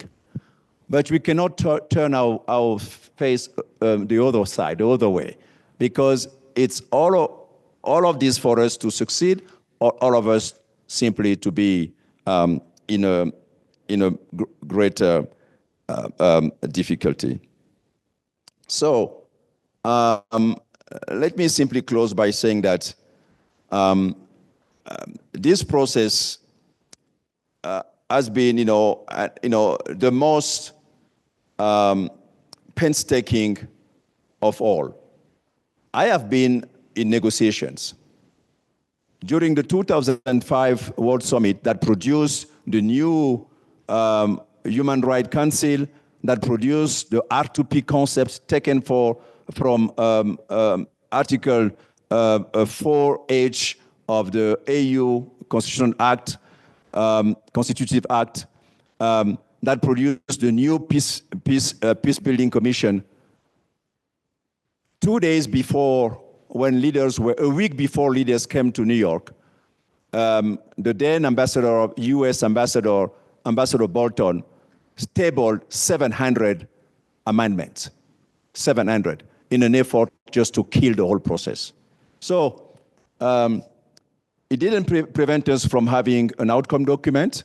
And that's why, even though there were already doubts on the eve of approving the pact for the future, this is normal. That's how diplomacy works. It doesn't mean necessarily that it's a failure. I think the difference between us human beings and other species is that we are not wired to do always exactly the same things.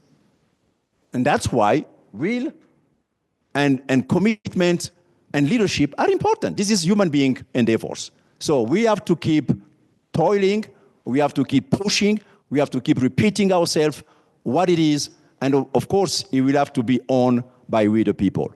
And when we all do it, I believe there will be progress towards global justice.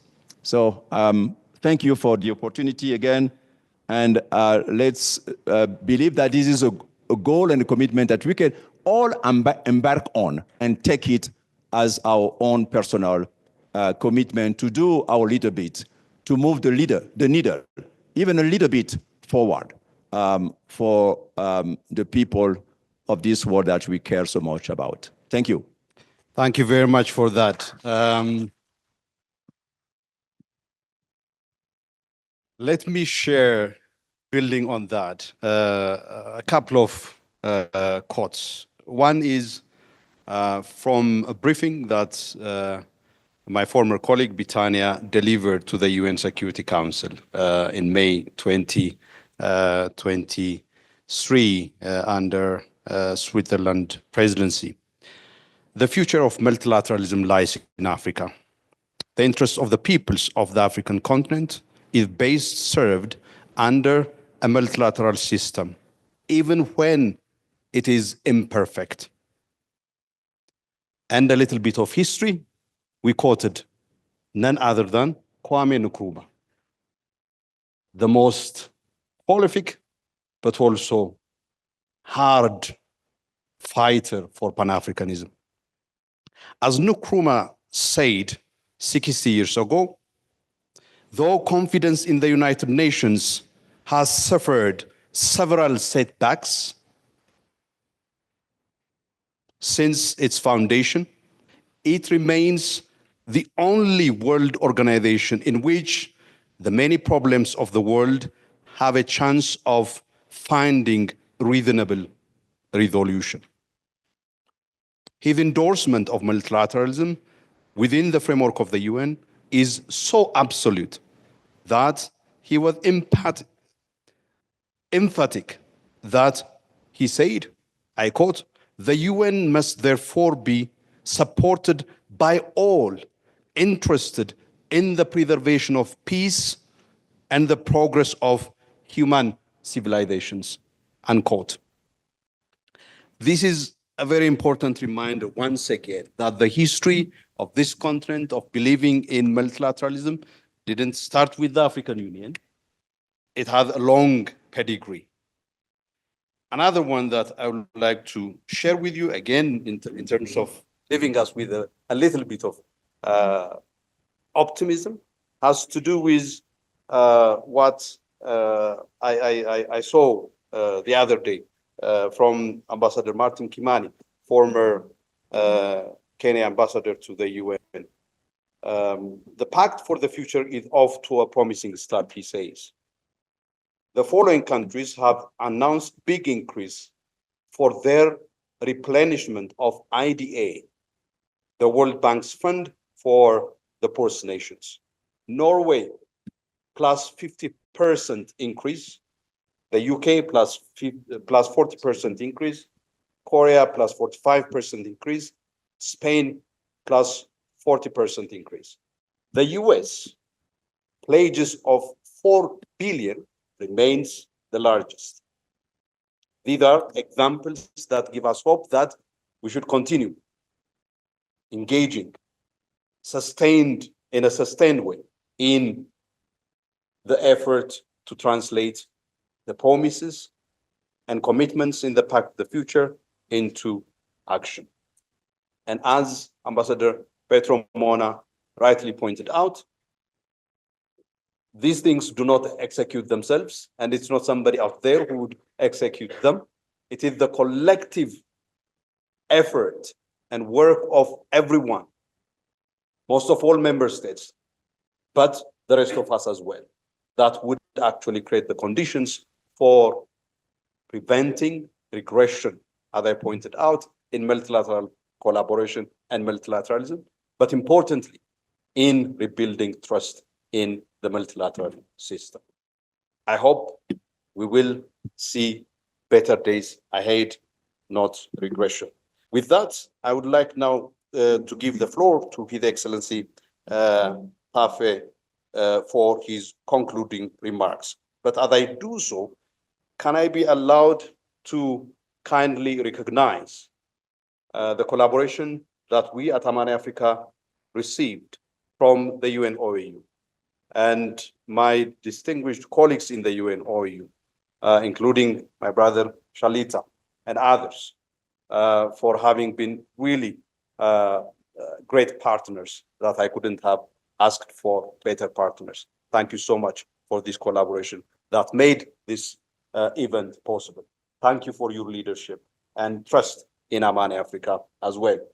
I also wish to recognize and appreciate my team at Amani Africa for all the work that we do. The contribution of each and every one of them matters a great deal. But there are some who take their work seriously, not sometime, but all the time, literally all the time, because our work requires to work beyond a call of duty, on weekends, on holidays as well at times. I wish to recognize society.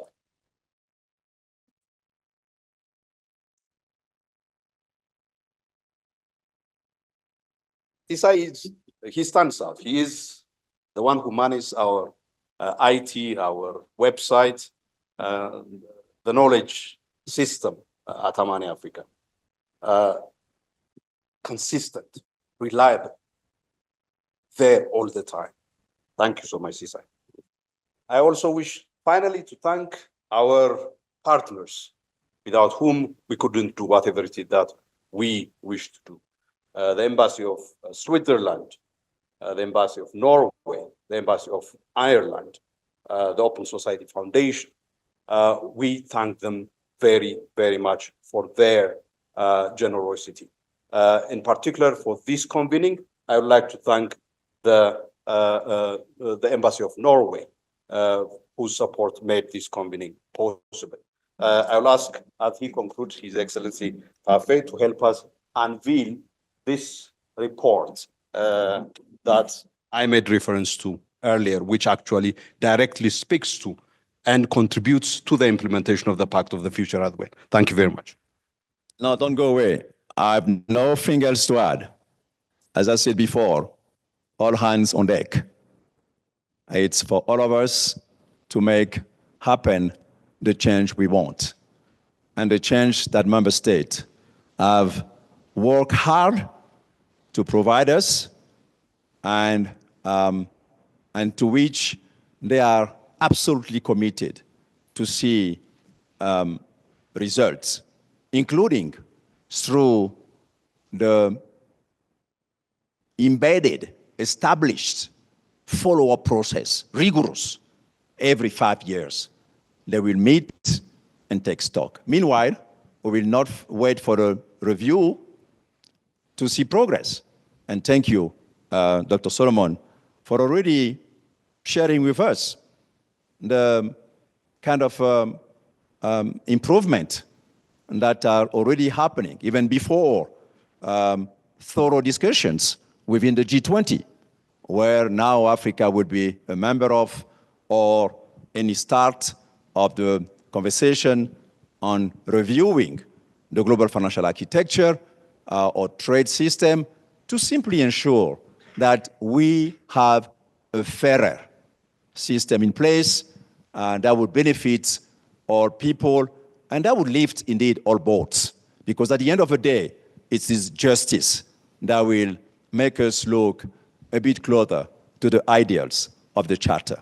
So with these few comments, let me again thank you, my dear Dr. Solomon, for the invaluable contribution you're making to, and your organization is making to the work of the African Union to highlight the priorities of this continent and to provide all of us here in Addis Ababa this space where we can come together to indeed not only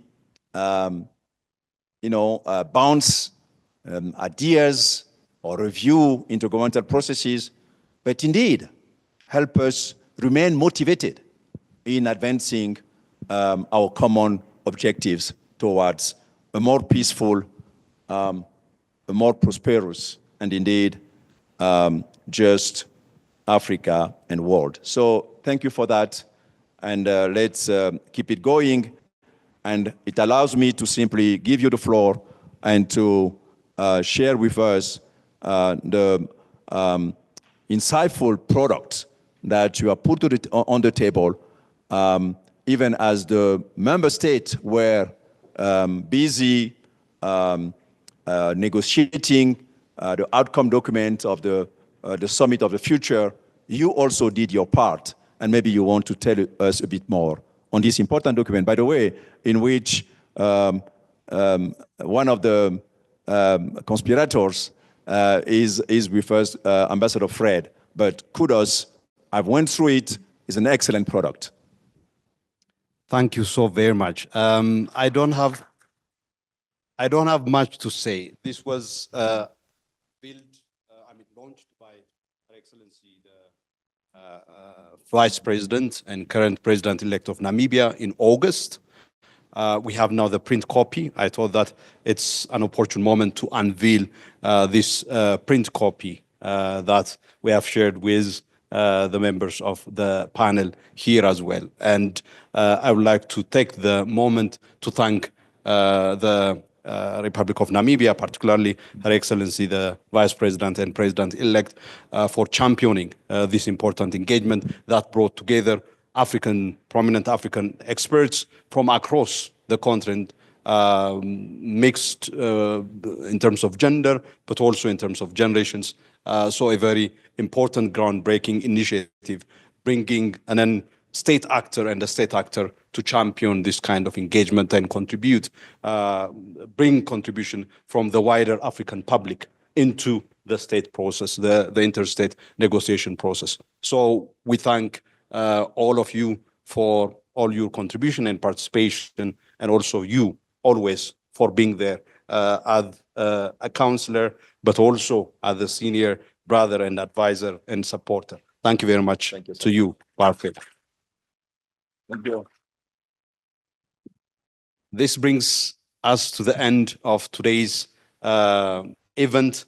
If you are able to provide us with your feedback on this event and what else we need to do better, your comments and feedback is always welcome. Thank you again very much for your kindness to be with us this afternoon. Have a good evening.